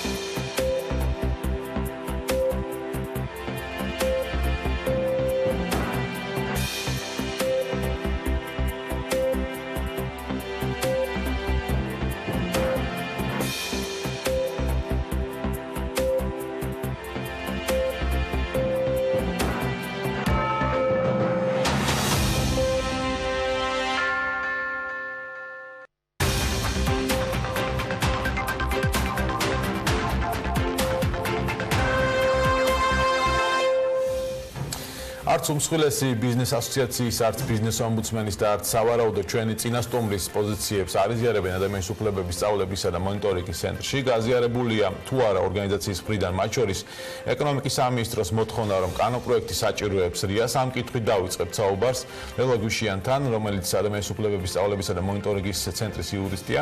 დილა მშვიდობის, მადლობა რომ ხარ ჩვენი გადაცემის სტუმარი. მოდით ამ კითხვით დავიწყოთ. მართლაც საჭიროებს თუ არა ეს კანონპროექტი რიას თქვენი შეფასება როგორ? მოგესალმებით პირველ რიგში, დიდი მადლობა მოწვევისთვის და იმისთვის, რომ აქვს საშუალება ჩვენი ორგანიზაციის პოზიციაც გავაჟღარო ამ კანონმდებლობასთან დაგეგმილ ცვლილებებთან დაკავშირებით. პირველ რიგში ზოგად შეფასებას ვიტყვი, ჩვენ ჩართული ვართ ამ პროცესში. და მონაწილეობას ვიღებთ იმ სამუშაო ჯგუფში, რომელიც არის შექმნილი და თუმცა აქვე ვიტყვი, რომ ჯერჯერობით ესე ვთქვათ, დრაფტი ვერსია არის მხოლოდ ამ ცვლილებების და კი ბატონო, ჯერჯერობით საკანონმდებლო ინიციატივის ან რაიმე ტიპის დოკუმენტად არც არის დარეგისტრირებული პარლამენტში, ამიტომაც ვფიქრობდით, რომ რაღაცნაირად ნაადრევი იყო ჯერჯერობით რეალურ ცვლილებებზე საუბარი და დაგეგმილ ცვლილებების შეფასება, თუმცა ჩვენი განცხადებაც მათ შორის დაკავშირებული იყო იმასთან, რომ გარკვეული ტიპის არასწორი ან არასწორად ინტერპრეტირებული ინფორმაცია ვრცელდებოდა მედია საშუალებებით. ამაზე გადავთ თქვენი განცხადებაც მათ ჩვენზე ხელმისაწვდომი, თუმცა მოდი ნაწილ-ნაწილ მივყოთ, რომ ძალიან არაირიოს ჩვენი კი ბატონო, რიასთან დაკავშირებით ნებისმიერი საკანონმდებლო ცვლილება რაც შეიძლება ასეთი მასშტაბური იყოს, რა თქმა უნდა, არის საჭიროებს შეფასებას და აუცილებლად უნდა გაკეთდეს ჩვენი აზრითაც და ჩვენც ვეთანხმებით რა თქმა უნდა ამ პოზიციას, თუმცა ეს არის ერთი საკითხი. მეორე საკითხი არის ის, რომ რამდენად არის მნიშვნელოვანი ან რამდენად არის საჭირო, ხო, ეს ცვლილებები ერთის მხრივ ეს არის ასოცირების დღის წესრიგით ნაკისრი ვალდებულებები, რომელიც უნდა შესრულდეს და რომელიც ჩვენს ქვეყანას აქვს საკუთარ ვალდებულებად აღიარებული და მეორეს მხრივ ესეც რომ არა არსებული რეალობა და არსებული რეალობის შეფასება, რამდენად არის საჭირო. ნაწილზე შევჩერდეთ და ეტაპობრივად განვიხილოთ. მოვისმინოთ ჩვენ განსხვავებული პოზიციებიც, მათ შორის ის, რომ ასოცირების ხელშეკრულება ყველა იმ ფორმით, რა ფორმითაც ყოველ შემთხვევაში ეს დრაფტი დღეს არის წარმოდგენილი, რაც ჩვენთვის ხელმისაწვდომია, ვალდებულებას არ აჩენს.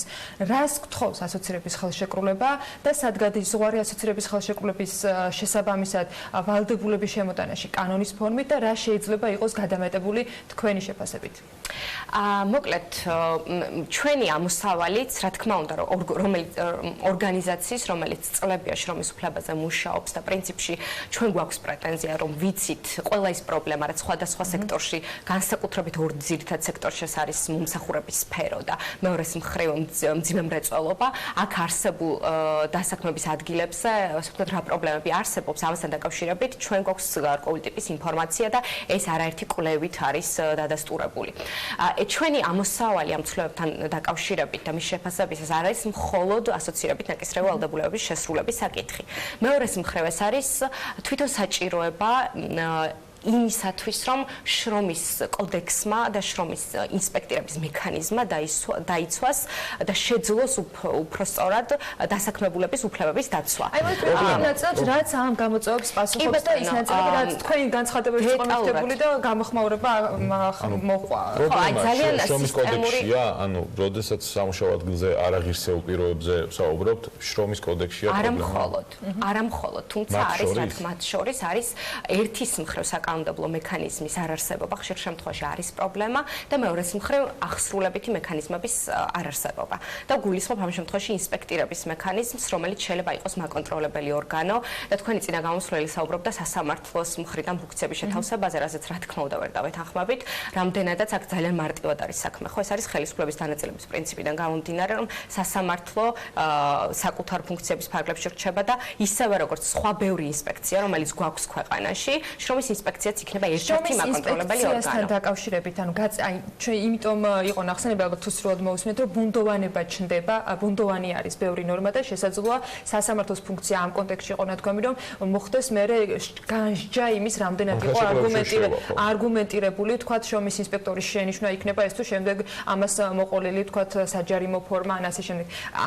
ნათლად ადგენს დღეს არსებული შემოთავაზებული ვარიანტი ყველა იმ ნორმას, ყველა სხვადასხვა თქვა საქმიანობისათვის ერთიანად შეიძლება ზოგადად ამ თეორიულად შეგვიძლია რომ მედიაში, მაღაზიაში თუ სხვა ნებისმიერ სამსახურში ყველას ერთი და იგივე ნორმების მიხედვით თქვა შეუფასდეს შრომითი პირობები? მოკლედ ამ მიმართულებით საუბარია რაზე ხო? ერთის მხრივ შრომის უსაფრთხოების შემოწმებაზე, რომელიც უკვე ამოქმედებულია ინსპექცია ამ ნაწილში და ეს მანდატი გააჩნია, მეორეს მხრივ შრომითი პირობების კონტროლი. რა იგულისხმება ხო შრომით პირობებში?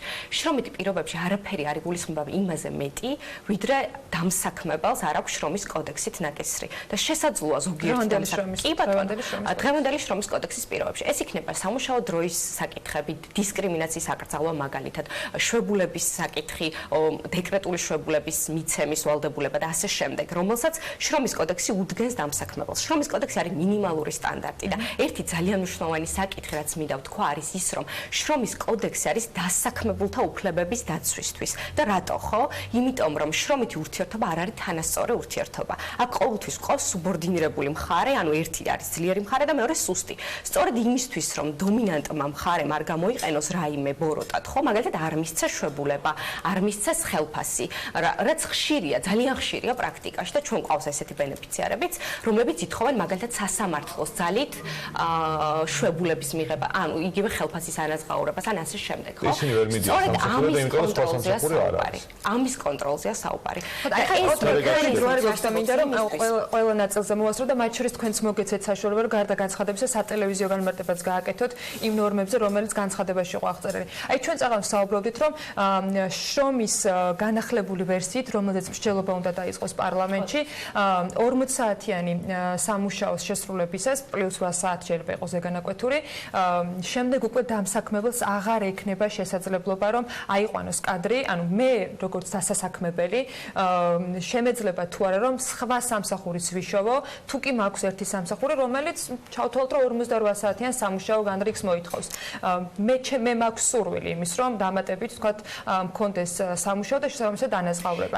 აი ამ შემთხვევაში რას ამბობს ეს კანონი, თქვენი ვერსია მაინტერესებს. კი ბატონო, კი პასუხებ, ჩვენ განცხადებაც გავაკეთეთ მაგასთან. აი ამიტომ მინდა რომ ეს გავახმოვანოთ. სინამდვილეში შრომის კოდექსი, რომელიც არის დასაქმებულის უფლებების დამცვალი, წარმოჩინდა ისე, რომ თითქოს ის არის სწორედ დასაქმებულის უფლებების დამცველი.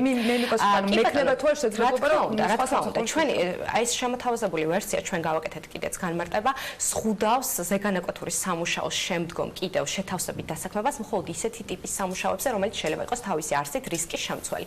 ბევრ ქვეყანაში მაგალითად ეს შეიძლება იყოს ექიმები, აი ძალიან ცნობილ მაგალითს გაგახსენებთ, მაგალითად სასწრაფოს მძღოლი, რომელიც დაეჯახა ჭავჭავაძეს დასაქმებულებს, მათ შორის ფაქტობრივი გარემოებების გამოკვლევის შემდგომ გამოვლინდა არა, ეს დაზუსტდება მხოლოდ ეს უნდა დაზუსტოს მთავრობის კომპეტენცია და მთავრობის მიერ უნდა დაზუსტოს, ისევე როგორც ძალიან ბევრი საკითხი. ინტერპრეტირებას როცა ვამბობთ, ჩვენ ხო ის რაც წავიკითხეთ, ის გადმოვეცით, ანუ ეს არის აქ ამ ჩანაწერის მიხედვით, ხო, ანუ ხო, ანუ მეგეუბნებით, რომ ეს ეხება მხოლოდ გამოგზავნილი ვერსიით, რაც ჩვენ გვაქვს, ეხება მხოლოდ კონკრეტული რისკის შემცველი ტიპის სამუშაოს დამასრულებინეთ, იმიტომ რომ ეს ეხება ასევე იმ ამოქმედება მაშინ და ორ რამესთან არის დაკავშირებული. ერთის მხრივ მთავრობა განსაზღვრავს კონკრეტული რისკის შემცველი სამუშაოებს და ეს რა თქმა უნდა ამაზე ცალკე საერთაშორისო კანონმდებლობა არსებობს და საერთაშორისო პრაქტიკაც ვინ შეიძლება იყოს მაგალითად შეიძლება იყვნენ ექიმები, რომლებსაც შეიძლება გადაღლილობისგან არასწორად გაუკეთონ ოპერაცია. რისკი არსებობს, ხო ამის. შეიძლება იყვნენ მეხანძრეები, მძღოლები, ანუ თვითონ პროფესიიდან გამომდინარე, რომელიც იქნება რისკის შემცველი და იარსებობს ამ უფლების შეზღუდვის ინტერესი. ეს ყოველთვის 48 საათიანი ზღვარი 48 საათს რაც შეხება ძალიან დიდი განსჯა და ესე ვთქვათ აურზაური მოყვა ამას გარედან 48 საათი და დღიური 8 საათიანი სამუშაო დღე არის პირველი მონაპოვარი, რაც კი მოიპოვეს დასაქმებულებმა და ეს არის 1 საუკუნეზე მეტია, ხო? 8 საათიანი სამუშაო დღე არის თითქმის ყველა ქვეყანაში ნორმა, მათ შორის ჩვენც გვქონდა კვირის სამუშაო დღე ნორმირებული 40 და 48 საათიანი, რის შემდგომაც არსებული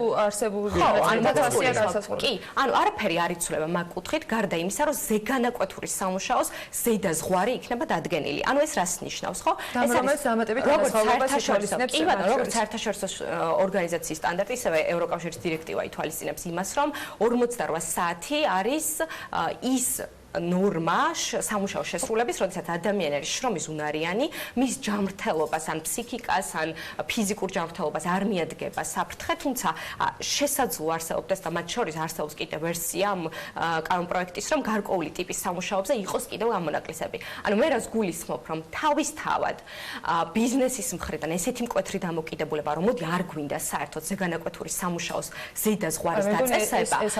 კი, ანუ ჩვენი მხრიდანაც პოზიცია იყო ის, რომ კი ბატონო, რისკები, რა თქმა უნდა იყოს შეფასებული, თუ კი არსებობს ესეთი რისკები, მაგრამ მაგალითად მომსახურების სფეროში დღეს არსებობს ნორმირებული 12 საათიანი სამუშაო დღეები.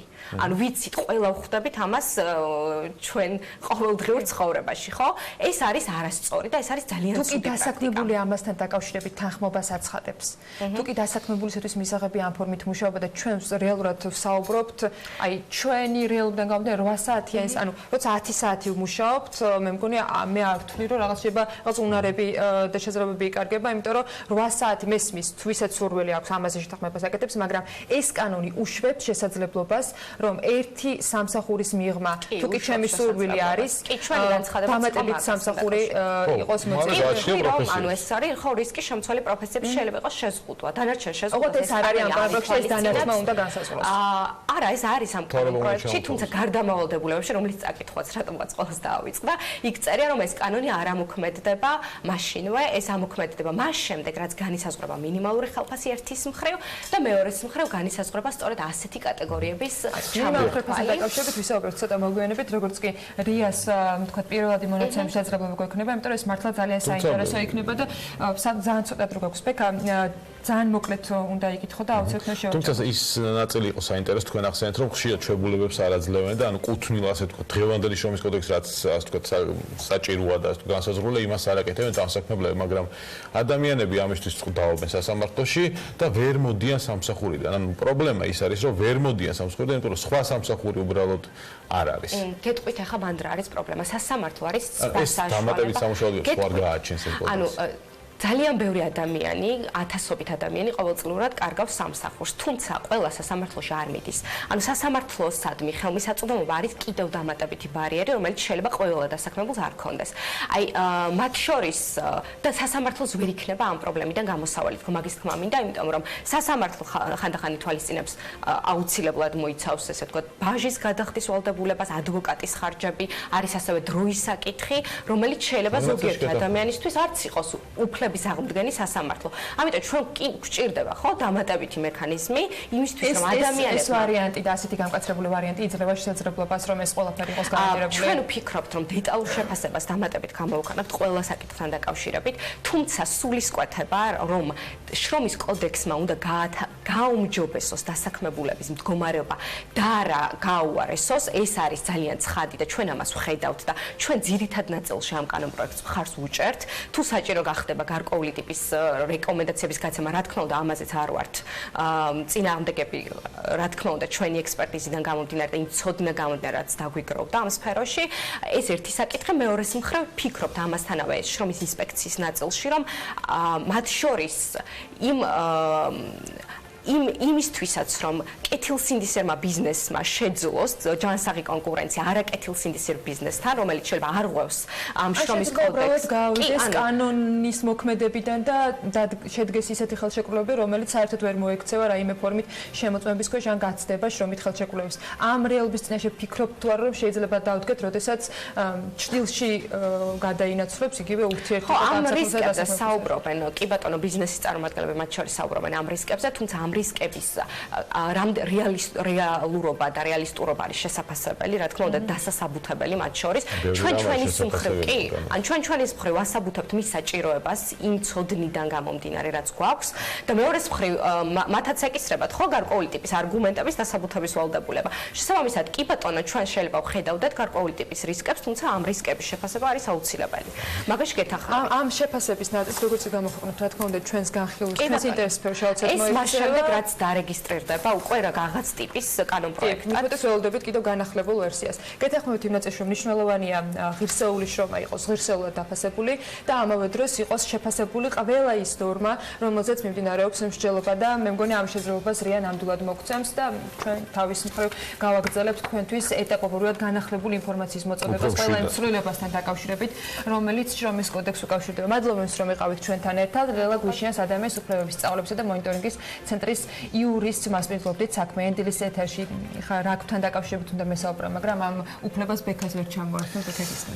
რაგბი რომ ჩვენი თამაში ამაზე შევთანხმდით, მთელი საქართველოს პრინციპში ნაწილმა TBC-ის შემოთავაზებული რაგბის ბარათებისთვისაც ალბათ უკვე, მაგრამ ჯერ ყველაფერი წინ არის. რაგბის მსოფლიო ჩემპიონატთან დაკავშირებით ბორჯღოლოსნების მხარდასაჭერად TBC ბანკმა მორიგი კამპანია დაიწყო. დღეიდან საქართველოს მასშტაბით მდებარე TBC ბანკის ყველა ფილიალის თანამშრომლები მომხმარებელს რაგბის ეროვნული ნაკრების საგულშემატკივრო მაისურებით მოემსახურებიან. ეს ამბავი TBC-ელებისთვისაც სიურპრიზია და მათი კლიენტებისთვის კიდევ უფრო. ხო და მე დეტალს ამიტომ იგონგურაშვილი მოგობა, რომელიც პირდაპირ ეთერში გვერდება. ნინი, უკვე რაგბის განწყობაზე ხარ თუ არა? სად არის მაისური?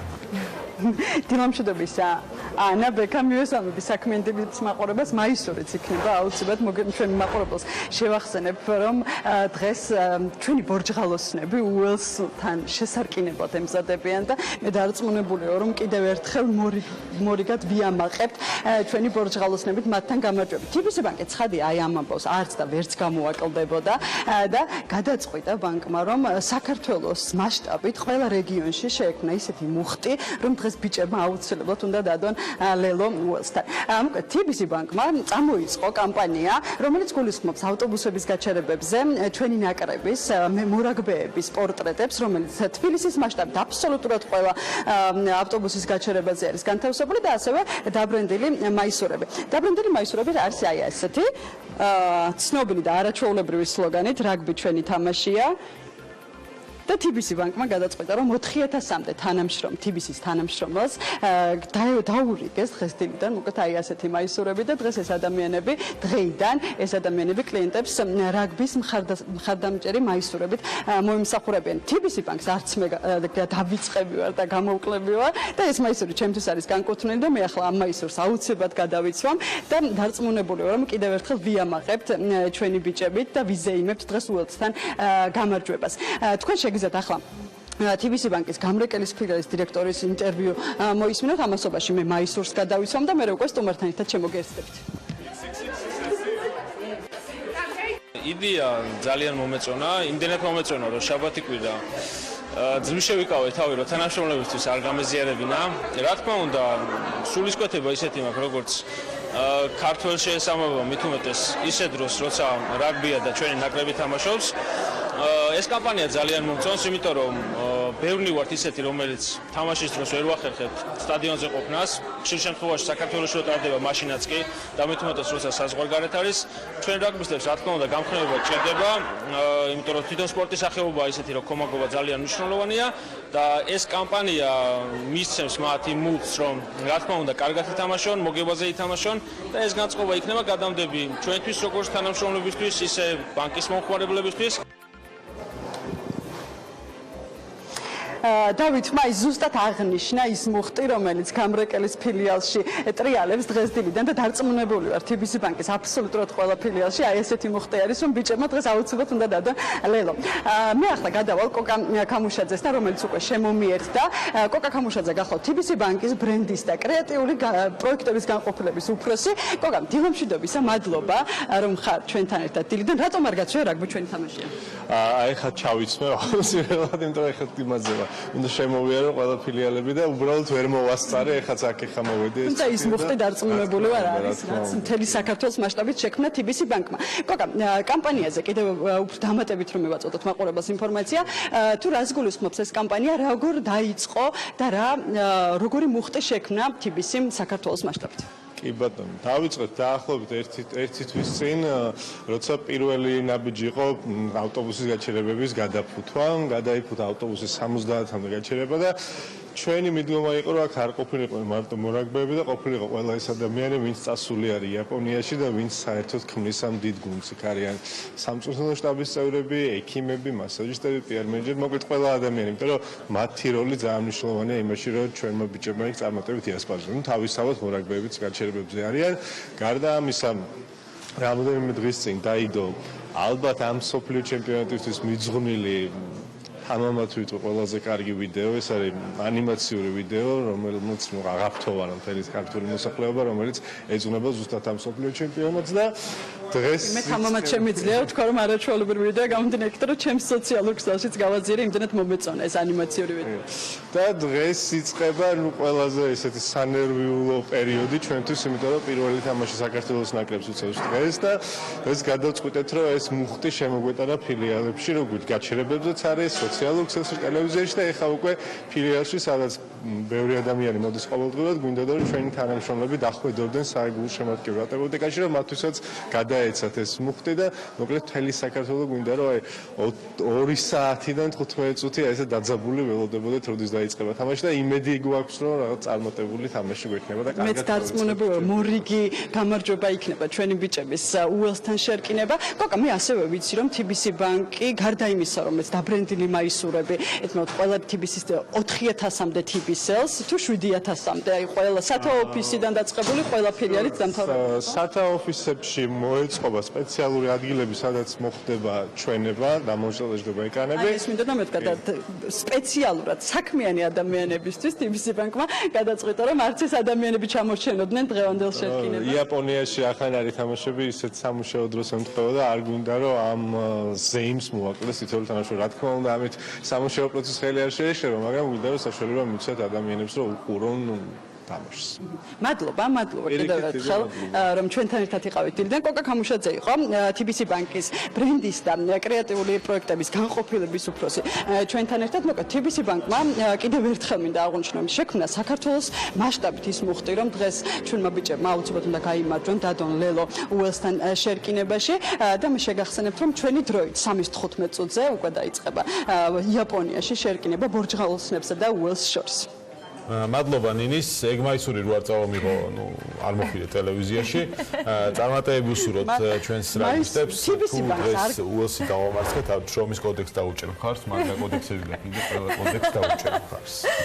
მე უფრო ოპტიმისტური განწყობით მინდა რომ დღეს საქმეების მაყურებელს დავამშვიდობოთ, ხო, თამაშამდე და თამაშის შემდეგ საქმის კურსეთერები აუცილებლად არ უნდა გამოგრჩეთ. პარალელურ რეჟიმში შეგიძლიათ ჩვენი განახლებული ვებგვერდის გამომზადებული სიახლეებს მიადევნოთ თვალე და რა თქმა უნდა ხვალ დილით 8-ზე შეხვდებით ისევ ერთმანეთს. თამაშზეც ვისაუბრებთ, კიდე ძალიან ბევრ საინტერესო ვიდეოს გაჩვენებთ რა ქნა დაკავშირებით და არა მხოლოდ მოკლედ ბედნიერ დღეს გისურვებთ.